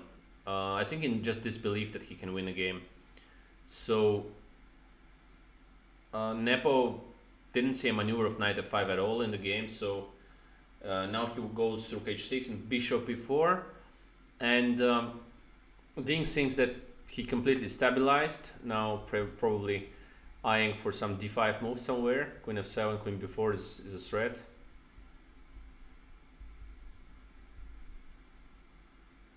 Bishop takes g6 was possible to calculate with d5 coming.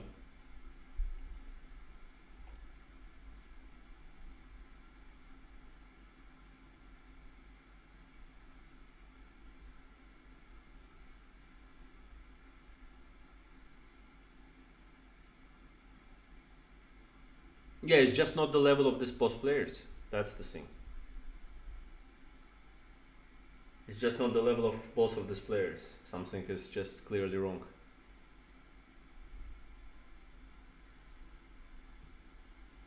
Okay, guys, like the stream. Forget about your emotions. Let's be materialistic. Whew. Wow.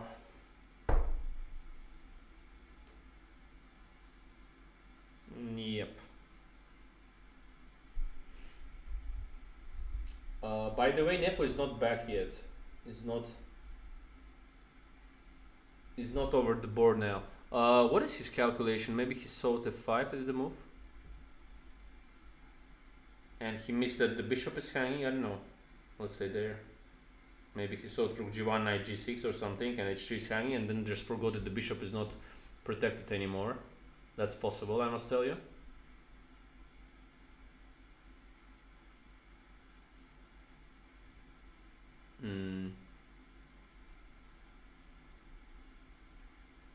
I mean, when he was calculating the line from far. He has now 29 minutes, Nepomniachtchi.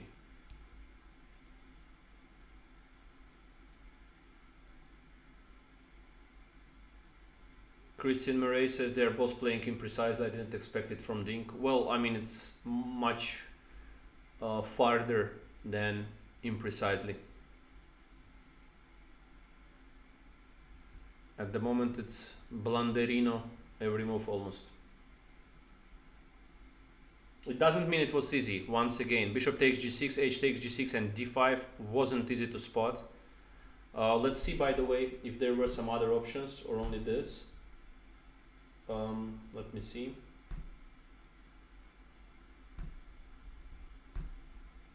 Let me just go to the play chess and see if there are other options as well.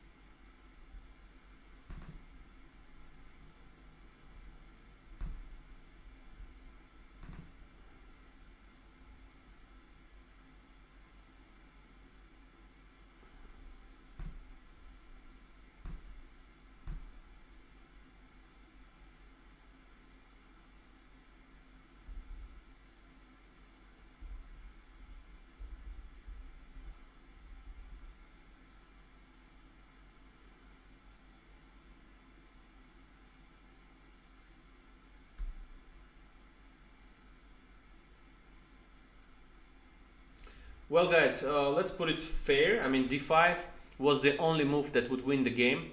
So it's like kind of not easy, to be honest. I mean, he had to calculate this. Maybe he saw that it's a draw, like bishop g6, knight g3, and he still needs the win. I mean, just here, bishop takes g6, h takes g6, and knight g3, and fg, queen d2. He saw it and maybe saw that it's, I don't know what he saw it, but maybe this position, and then it's a draw. He saw it. He saw it was this rook e2, queen c3, and rook e3, possibly. So he went for this just to maintain some chances. Hi Tone Vase is there in the chat. Thank you for watching. Yeah, it's a roller coaster here, as usual in this match. Some unexpected things are happening all the time. Yeah, it was hard, but I mean, in terms of bishop takes g6 and d5 sequence, yeah, it was hard. It was winning, but it was hard. Even the engine on the low depths doesn't see it. I mean, the one that I had on the comp is not easy to see it. And yeah, queen b7, 5 minutes he saw it, maybe.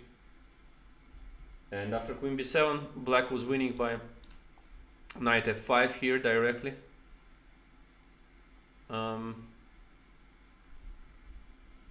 Oh, Nepo went bishop e4, rook f8.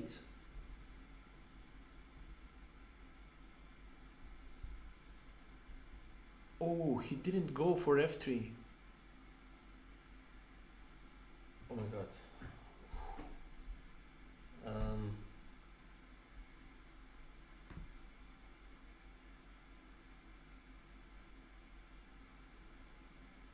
Queen takes b4 or rook c1? Both moves are okay, I think. So he went rook f8, bad move. f3 was drawing the game. Queen takes f7 and knight g2.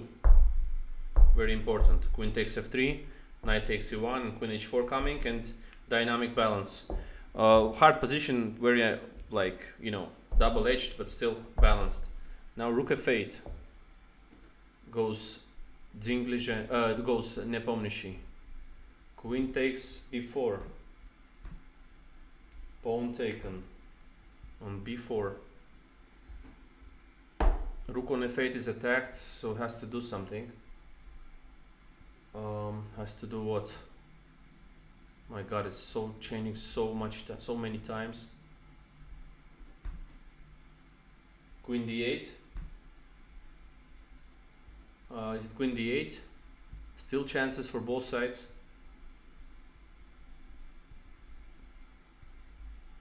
And then f5 is coming, so queen d8. Yes, very interesting. Queen d8. Now maybe still more chances for black, practically, no? Because he wants e5 and f5 to push it. Maybe still more chances for black. Do you think so?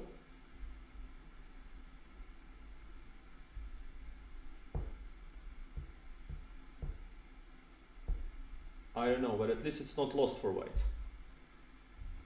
Queen d8 on the board. What is the most important thing is that he's playing it fast at least. He's not losing time in this position.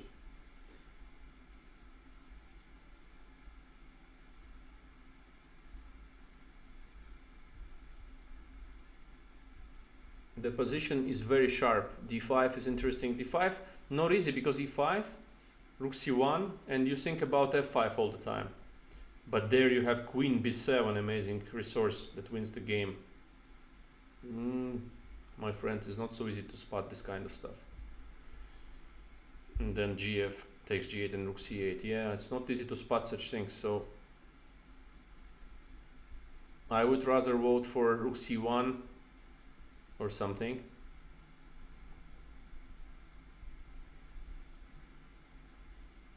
Very complicated, important position.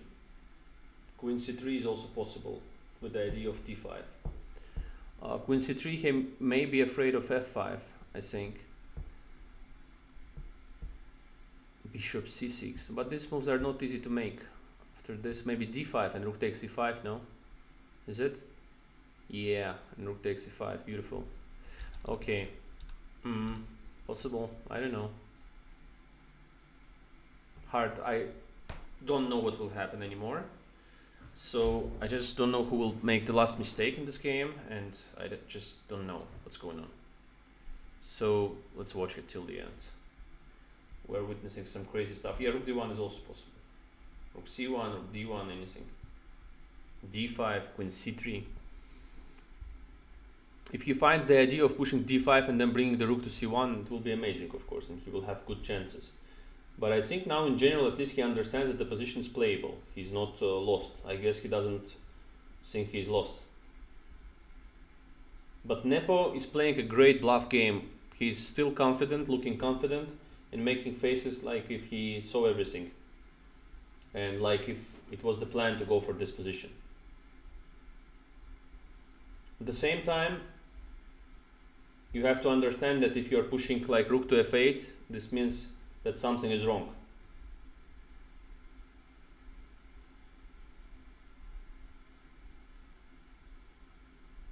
Queen c3 played. Queen is eyeing this diagonal. Bishop wants to go to c6 and pawn to d5. Something like this. d5 is a threat. And black have to react somehow. Knight g6. Knight goes back, vacating the h4 square for the knight, for the queen, sorry. Knight g6.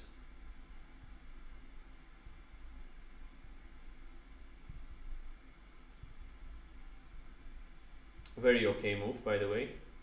The only thing is that now black's pieces are a bit trapped on the flank. The rook on h6 is not that great, and white can just maybe go for something like, I don't know, putting the bishop on g2 at some point, like rook e2 and then rook d1, or I don't know. Rook e2 actually is the best move here, yeah. Telling you honestly, haven't seen that it's the best move, just thought maybe this, or f3, also possible. F3 is Engine's first line. I think Ding now understands that he is back from the very, very bad position, because now all of the black pieces are coming back, and we're having what? So we have 3, 6, 6 pawns against 5. White is a pawn up. White is a pawn up. Ding should see that the position is far from lost anymore. So he should understand that he's having chances.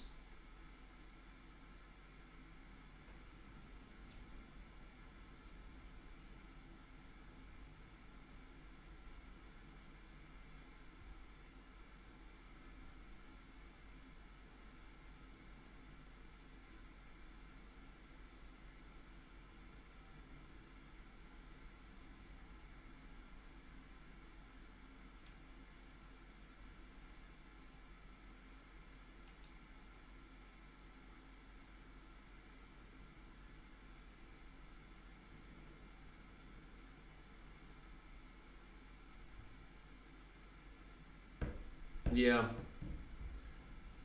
Guys, sorry I'm not reading much the chat because we're having so many things happening here over the board. Here, I mean, on our screens, and there in Kazakhstan now, that I don't even know what to say. Anything can happen.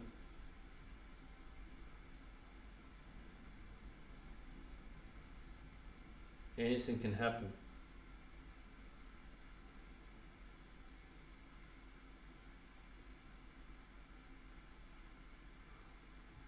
We have different moves possible here.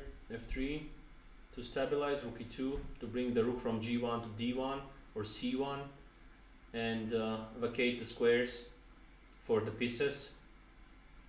No direct threats at the moment to white's king, but potentially, of course, queen h4 is the threat all the time. So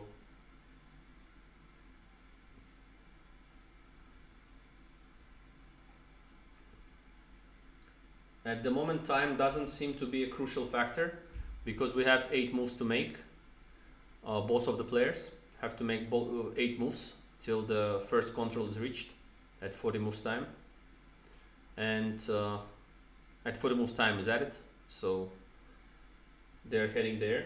So I guess that now it's time for Ding to think how to stabilize the position first. The knight on h5 now becomes a strong piece compared to what it was before.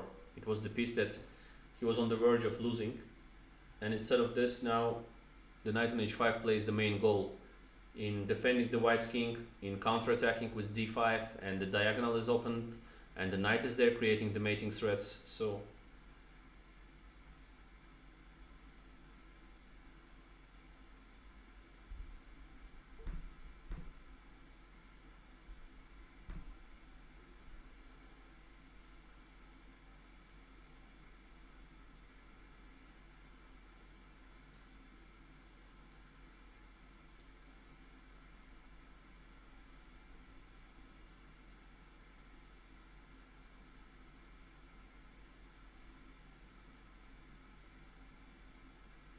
I think rook e2 is the most normal move here to make for the human, or f3. f3 just stabilizes the position and then gets the rook to e2, h2 in case queen goes to h4, and also stabilizes the g pawn and deprives black of the possibility to play f3. Honestly, most of all the moves I like f3. Rook e2 is one other. So let's see.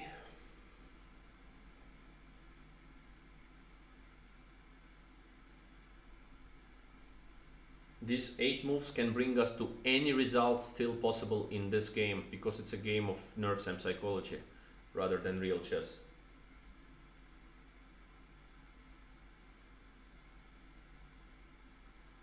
Ding is not chilling at all. He is thinking on his move.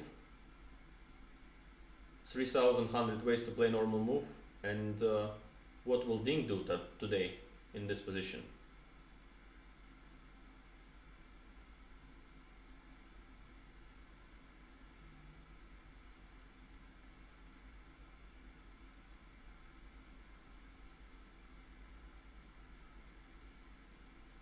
Bishop to g2 immediately.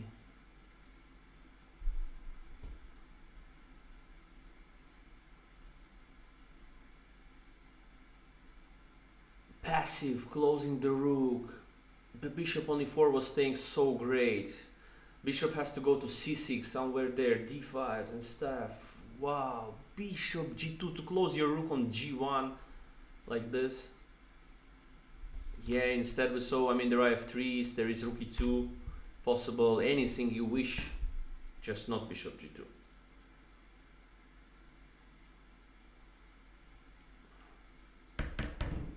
Blunderfest continues, guys. Blunderfest continues in this game.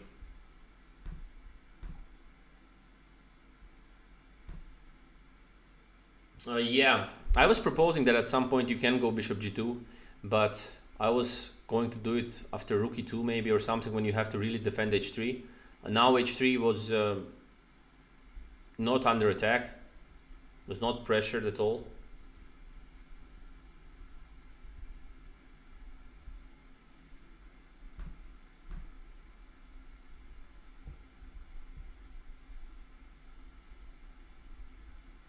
Plenty of moves for both sides now possible. Jan Nepomniachtchi on 22 minutes, Liren on 13.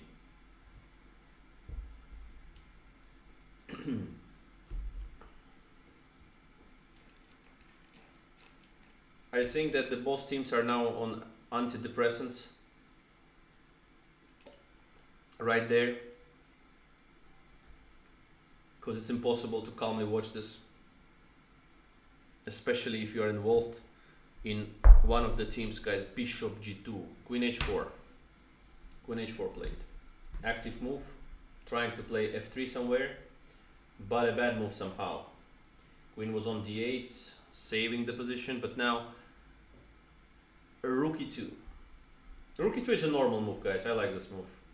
It's not the best. Okay, it's not the best, I agree. But rook e2 is a good move. I mean, it's protecting f2. The best move here was rook e4, but it's impossible almost to spot, guys. Come on, they didn't spot +7 moves, +8 moves. Why do you want them to play rook e4 here? Amazing stuff. No, it's too much. Rook e4 is too much. No, rook e2 is a normal prophylaxical move. I think that just a normal move. I mean, rook e4 is hard to find, hard to spot. Rook e4 was possible. Was the best, was actually almost winning the game, but almost impossible to spot, so let's be fair.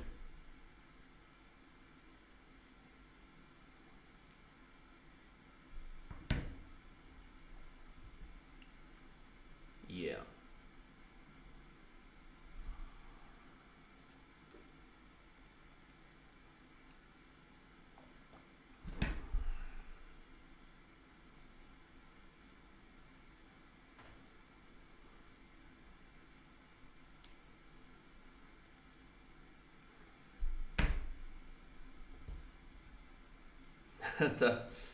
Tabs and gel, just saw your comment. Please, one of them, offer draw and end this misery. I can't take it anymore. Well, 6 moves to go. Let's see what happens. Let's see what happens. Nepomniachtchi is thinking he is having 20 minutes. Liren has 13.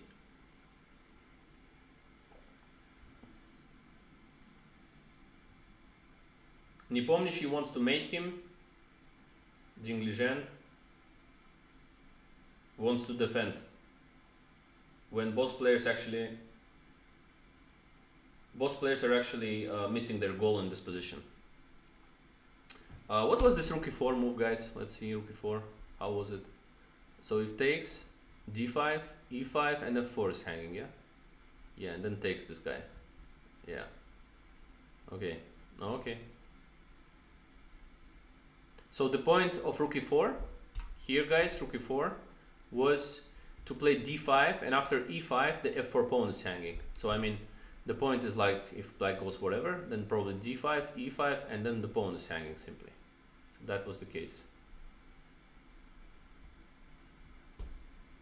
Yeah, let's do it again and see. Connections are not working, the games are not there.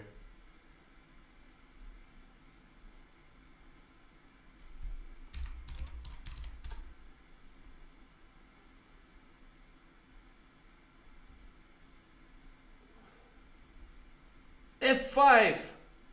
F5! What?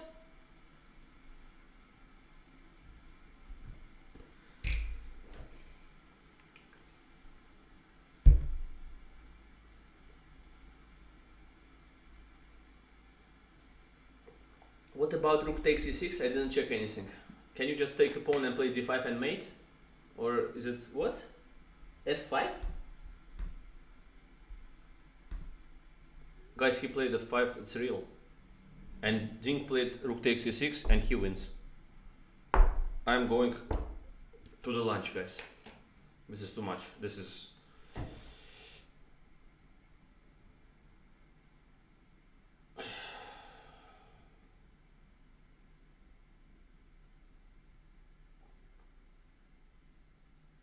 Guy went f5, guys. Blunderfest 2023.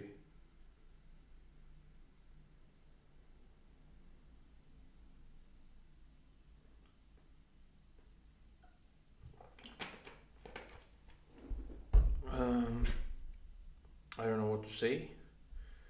I can just say that both these guys have to come back to their previous self. They're not playing this level, guys. This f5.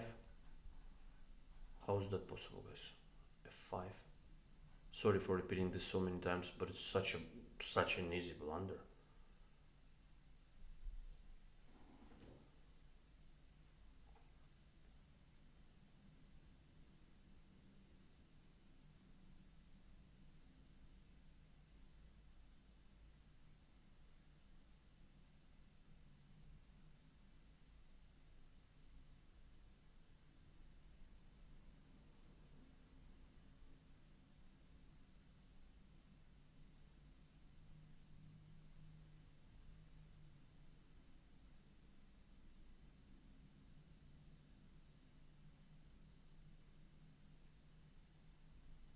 You can easily die after such a blunder in the World Championship match.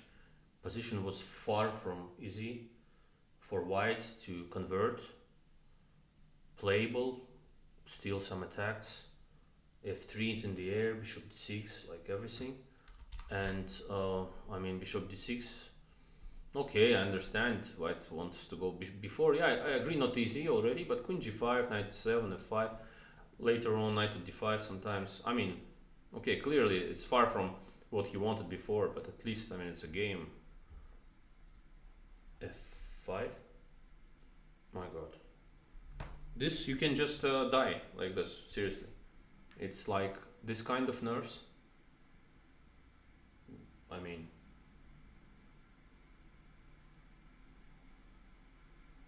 this kind of nerves.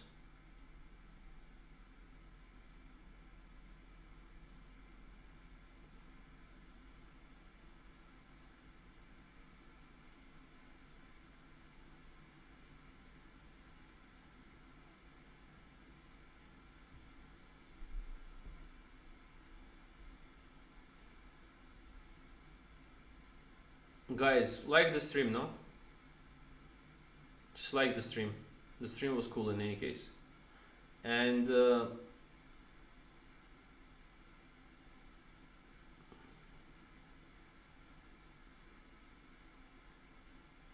well, I think honestly that Liren didn't deserve it today. Honestly, I'm saying this. Something from above, maybe he deserved it, but chess-wise, playing this game as white this way, he didn't deserve it at all. He just played miserable chess today, like really miserable. And this I can tell you from both professional point of view and just by looking at the game without an engine as well. And that was miserable chess. And he maybe deserves something here from above.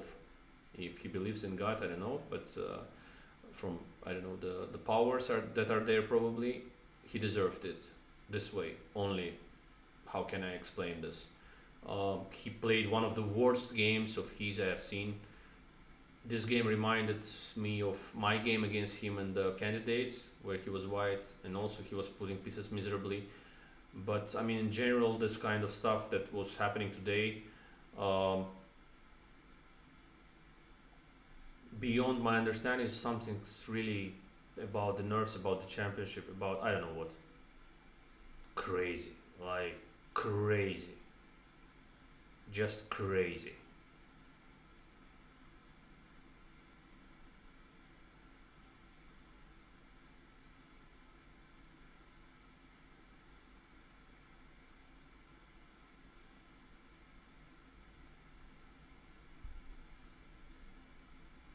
Nepo was having -4. After playing before, I saw immediately that he goes before to play queen takes c4. I showed you the line without looking at the engine, knight f3, queen c6, knight e1. And okay, I just saw that black is better, much better maybe. Maybe no need to play before, maybe a6 is okay. But it's just completely winning there after knight takes e1 and knight takes e2 and queen h4, f5 and just collapses the position. Whew.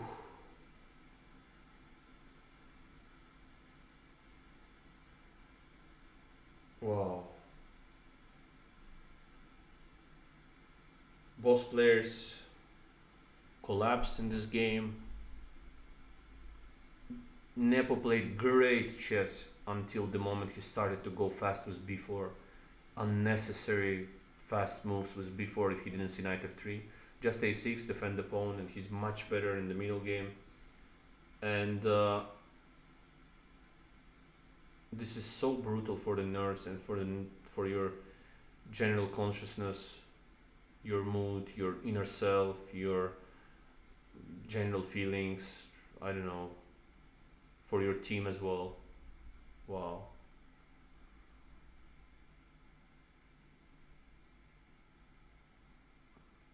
Yes, Ding-Liren will win this game. Of course, now it's +9, +10. I mean, but I mean, he will almost resign maybe now. I don't know, but wow, such a blow to Nepomniachtchi's confidence, and he was just winning the match today, and believe me, it wasn't hard, and he knows that it wasn't hard. He just saw that he's winning maybe by some direct win. There, he thought maybe a 5 is coming, take everything, confident, and wow, what a luck of Ding-Liren! What a luck!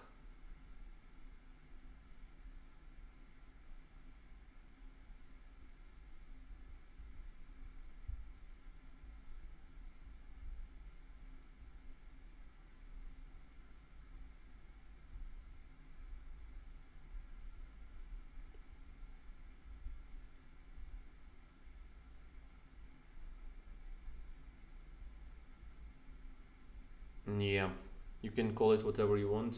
In my opinion, some kind of like super surprise and luck from above, simply in this game for Ding. He played one of the worst games I have seen him play, like in the Bullet or Blitz Championship or something.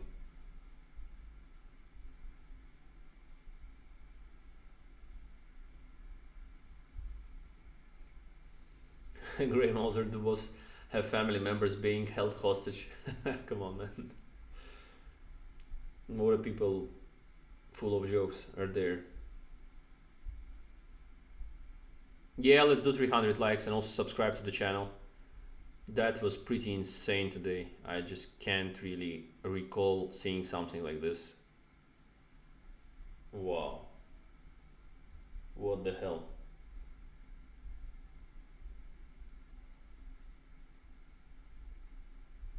We have seen some of the most unexpected games, crazy games, brutal games in the probably World Championship history, with so many blunders from both sides. Like blunder, every move is a blunder almost. Wow. In such an important moment for both. Nepo understands he was completely winning. Of course, he's a top player. He saw it coming. All the threats. King is miserable on h1. Pawn up, d takes c4, he took, just completely winning. Then probably calculated something terrible there, and maybe figured out that he's winning directly by some attack, and then missed some move, maybe some queen b7 or bishop e4. He missed in his calculations. Wow. Guys, let's go to 300 likes. Subscribe to the channel. Um, Take whatever you want, some tea, herbal tea, pacifier if it helps, maybe to adults as well. I'm I'm dead here. I'm not there. I'm not playing the match. I'm dead here. Like I have no explanation to this. I'm tired. Like if I'm there, especially imagine you are in one of the teams. You are following this, and then you see that something like this happens, especially to your player. Imagine at first you are looking, let's say, at Ding's game. You go there, you see the position, you go and see how he collapses move after move, and then you already gave up all the chances. The championship is lost and it's finished, and then you just see that he wins, and the other side making move after move, amazing moves, just punishing the opponent for bad play, and then collapsing in this way like he did in the game, Nepo. Wow, this is very hurtful.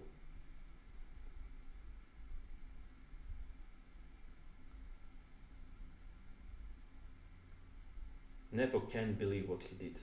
Nepo can't believe what he did.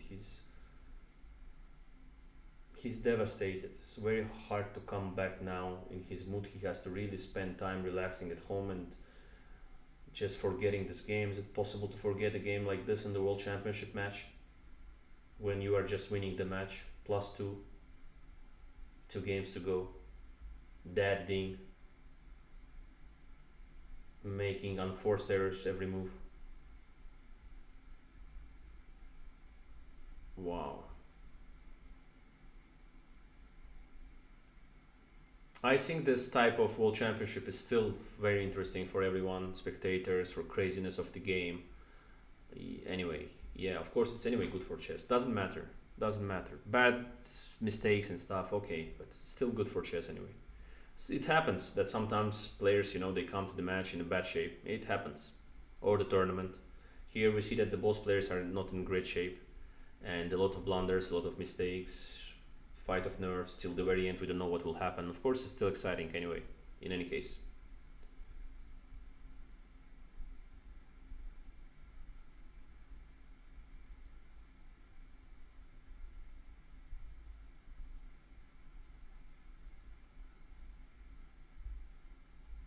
Nepo, of course, in full disbelief of what is happening.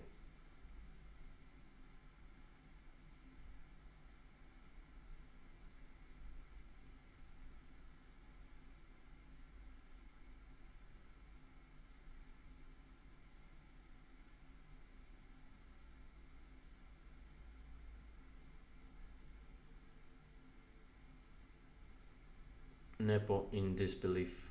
Watching him on camera is painful now, of course, especially for his fans.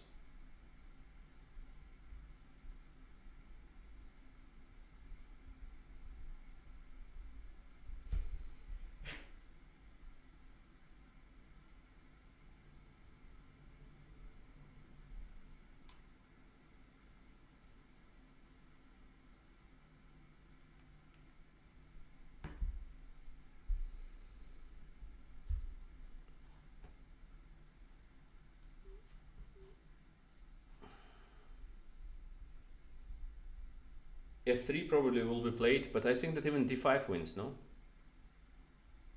And this just more simple. This and just takes Rook G2 or King G2. Rook G2 possibly. Yeah, knight e5, queen e5. Because this you cannot go because of mate. And this one, d6 compensates, but I mean even human style, knight f6, queen f6, f4. Just how many? 3, 6, 3 pawns up. The win is trivial. The win is trivial.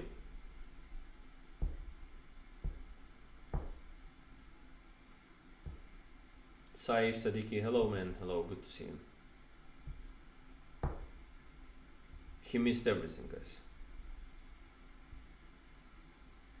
Prashant Kumar, Raja, secretly you will definitely watch press conference and no awkwardness of press. Why secretly? Why secretly? I will just watch it. I'm always watching everything. I'm a professional chess player, so it's fine. Yeah, Nepo is in full disbelief, of course. I mean, he understands that the position today was winning. Guys, you also don't forget, he knows that the position was winning. It's not like he missed one move somewhere that we all saw with the engine. He knew that the position is completely winning. I guess so. We will see on the press conference if he goes there, if he's able to find himself uh, emotionally okay to go there. But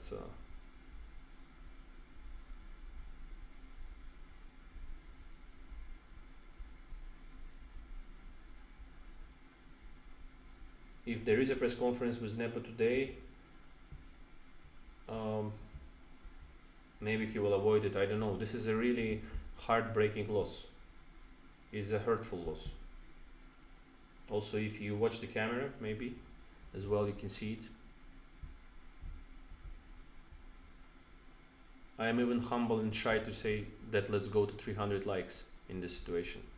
Sounds like a sarcasm.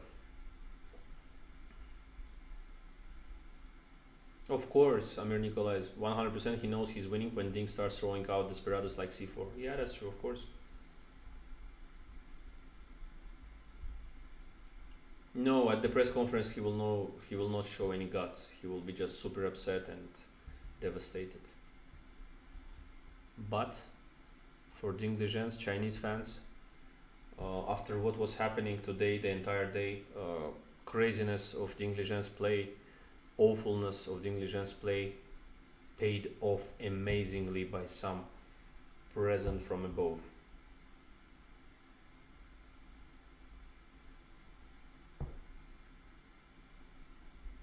By some present from above.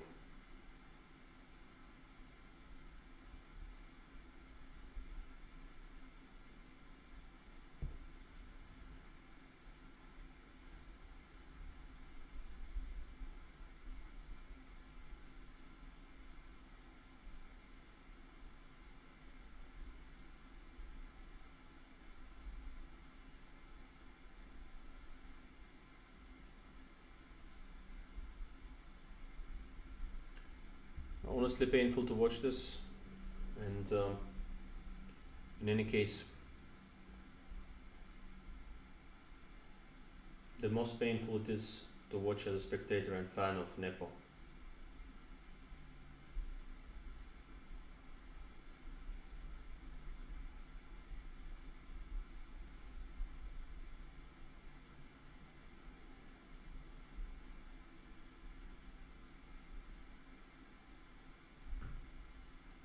Rook takes h5 played.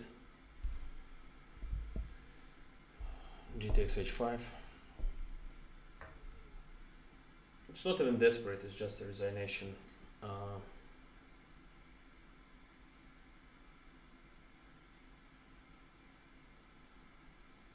D5 and D6 is coming.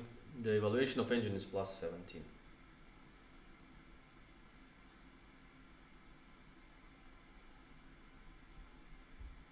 Queen takes h5, d5 and d6, with bishop coming to d5, and position is winning for white completely. King g8, d6, and after f3 just bishop f1, or queen f3, maybe queen f3 simply. Kompish says bishop f1, but queen f3 is also easy.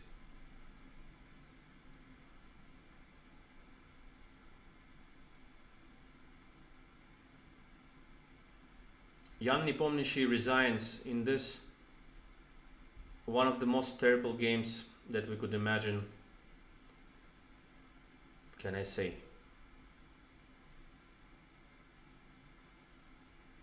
I just don't know what to say, to be honest.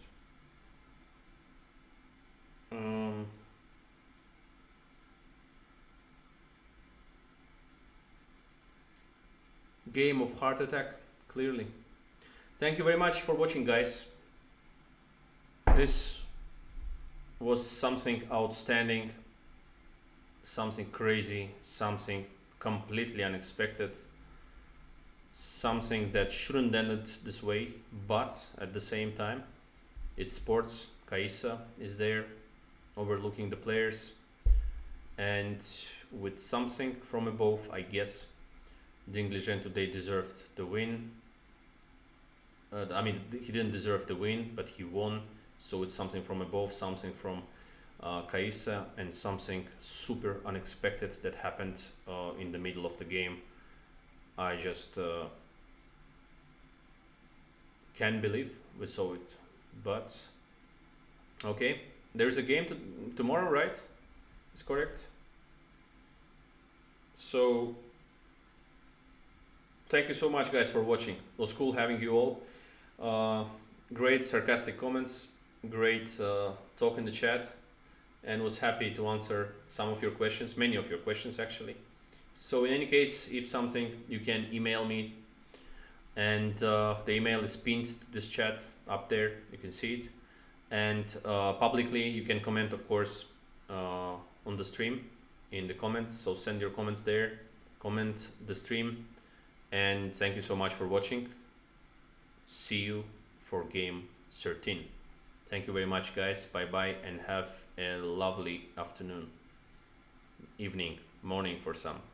Bye bye. Thanks for watching.